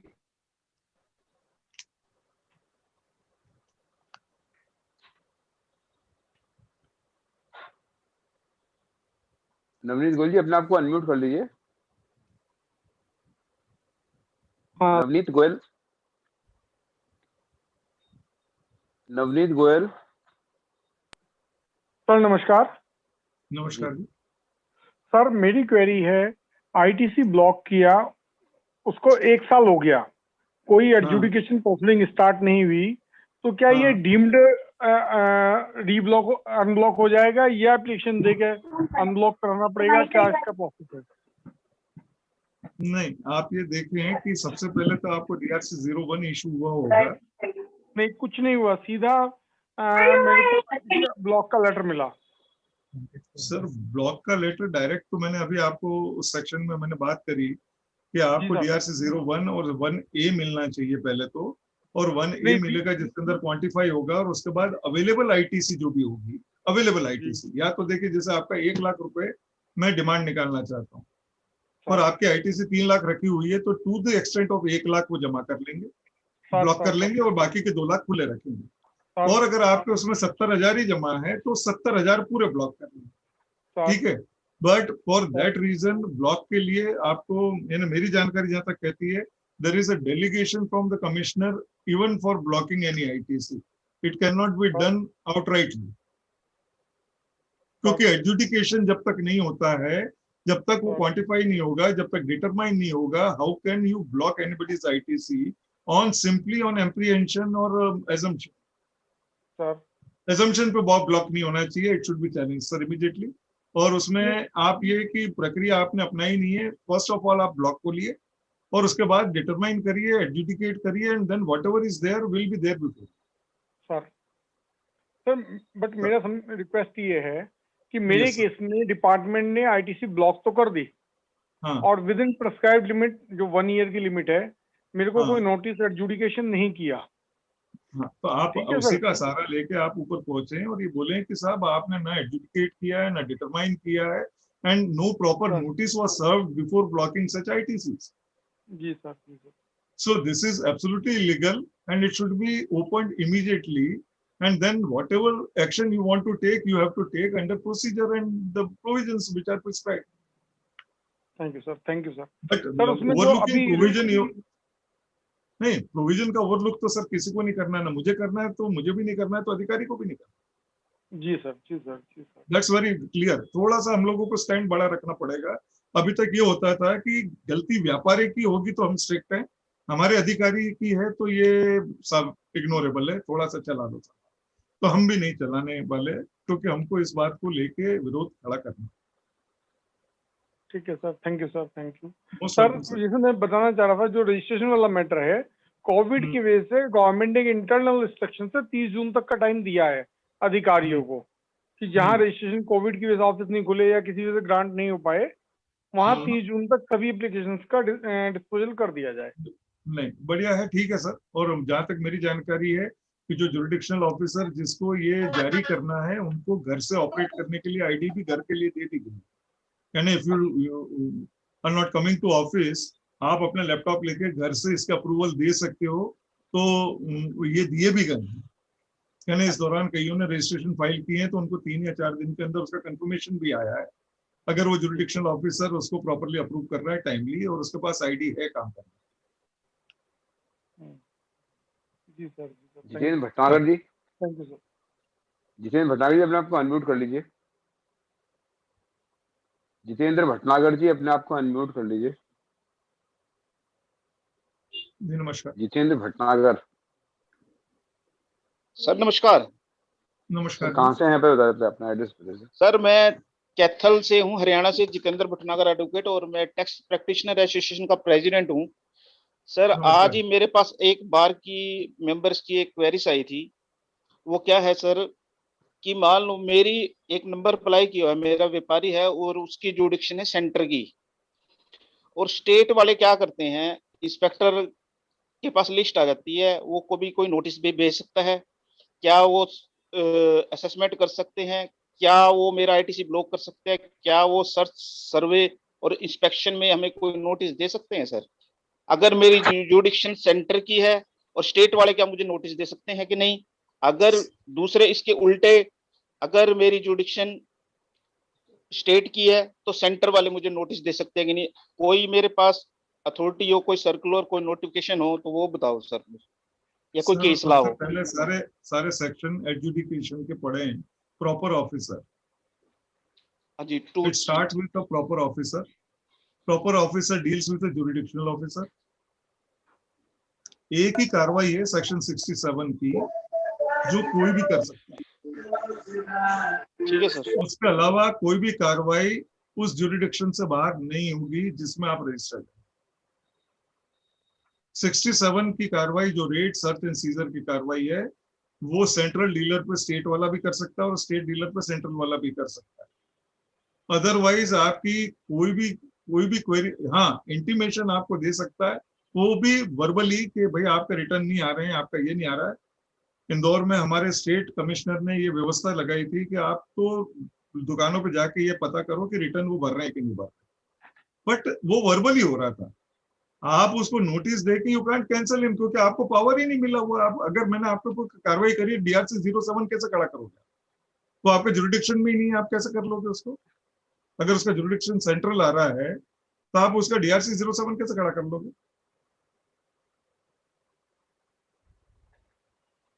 या कैंसलेशन कैसे प्रपोज कर लोगे उसका?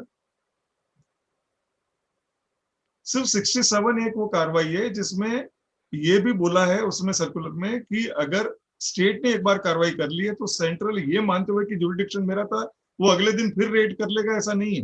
Once any of this stream has done the raid, तो second stream will have to keep quiet. इससे ऊपर एक ही संस्था है जो रेड कर सकती है, वो DGGI करती है, DGCI करती है।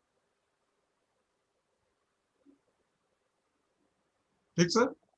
तो आपको अगर किसी प्रकार का कोई इस तरीके का लोकल आपका जो है कमिश्नर, उनसे आप चर्चा करें या जो जुरिडिक्शनल ऑफिसर है उसको इमीडिएट इन्फॉर्म करें कि इस तरीके से जुरिडिक्शन से बाहर अधिकारी आके हमको इस तरीके से बात कर रहे हैं और हमसे और नोटिस दे रहे हैं, तो आप अपना जुरिडिक्शन का सर्टिफिकेट REG 6 जिसके अंदर लिखा हुआ है कि आप कौन से जुरिडिक्शन में फॉल होते हैं, तो आप उनसे कम्युनिकेट करें प्रॉपरली। और जो जुरिडिक्शनल ऑफिसर उसको बताए कि सर ये बियॉन्ड द जुरिडिक्शन ही हमसे डील हो रहा है।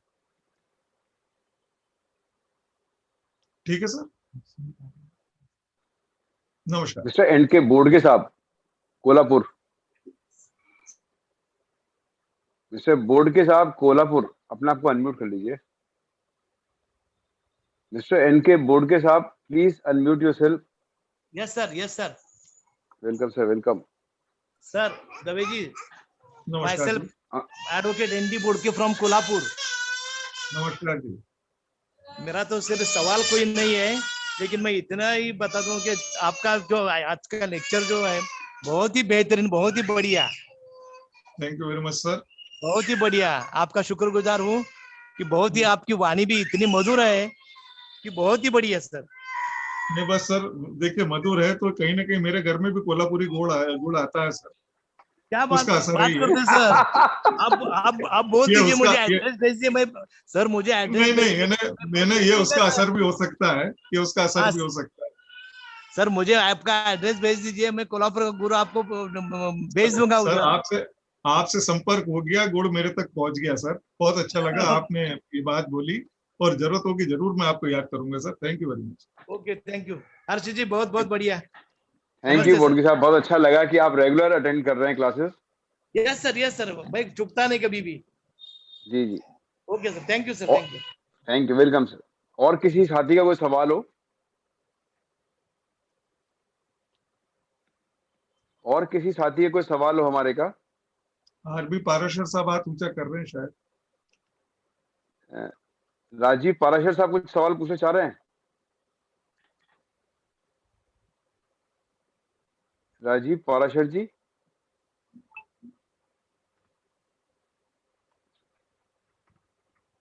अपने आपको अनम्यूट कर लीजिए राजीव पाराशर, अपने आपको। हेलो अध्यक्ष मथुरा। हेलो हेलो जी जी जी जी, बोलिए। आप आवाज आ रही है आपकी? जी आ रही है सर। आवाज। सबसे पहले तो मैं हर्ष शर्मा जी अंकल जी का शुक्रगुजार करता हूँ कि वो इतने समय से वेबिनार चला रहे हैं, और मैं बार बार धन्यवाद देता हूँ।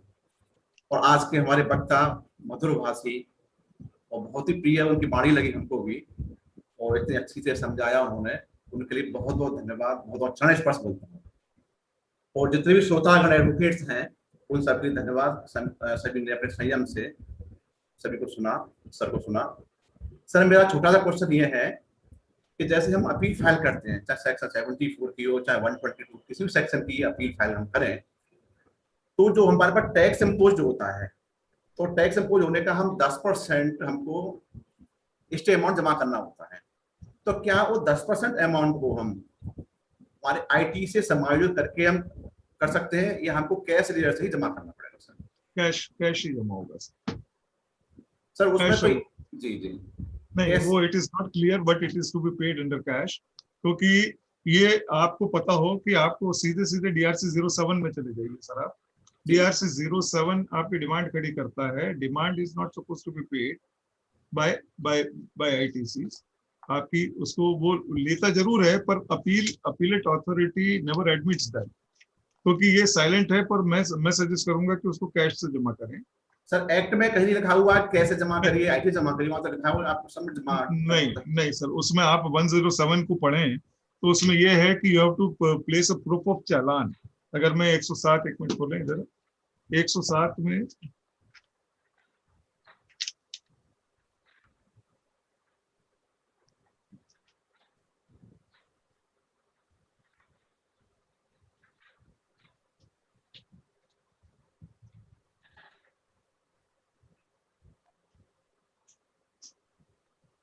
अच्छा, इसमें पेड लिखा हुआ है सर। यस सर, पेड जी सर। अब पेड की डेफिनेशन में जाए अपन पीछे थोड़ा सा जाके कि paid how the paid would be admitted.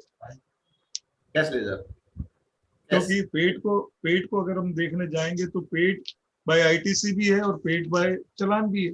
Yes sir, है ना। But will have to work it out, क्योंकि इसके ऊपर क्लैरिटी कोई नहीं अभी तक हम लोगों को मिली हुई है। और mostly it is paid by cash you can say, but ITC का जहां तक प्रश्न है we can try very well. DRC 07 की कोशिश कर सकते हैं सर। पर एक्स अमाउंट ही होगा सर। ITC अनब्लॉक्ड है, ब्लॉक नहीं किया उन्होंने, ITC में इट इज खड़ी हुई है। देन यू हैव टू पे बाय कैश। अगर ब्लॉक्ड है नहीं, नो सर, नो ब्लॉक नहीं है, ब्लॉक नहीं है सर, नहीं ब्लॉक नहीं है, नहीं है। DRC 07 तो एक्सेप्ट करता है सर ITC, क्योंकि आपका ऑर्डर हुआ है तो DRC 07 रेज हुआ होगा। Yes sir, and DRC 07 admits ITC, ITC को एक्सेप्ट करता है। यस सर, तो ITC भी कर सकते हैं उसको, चांस ले सकते हैं सर।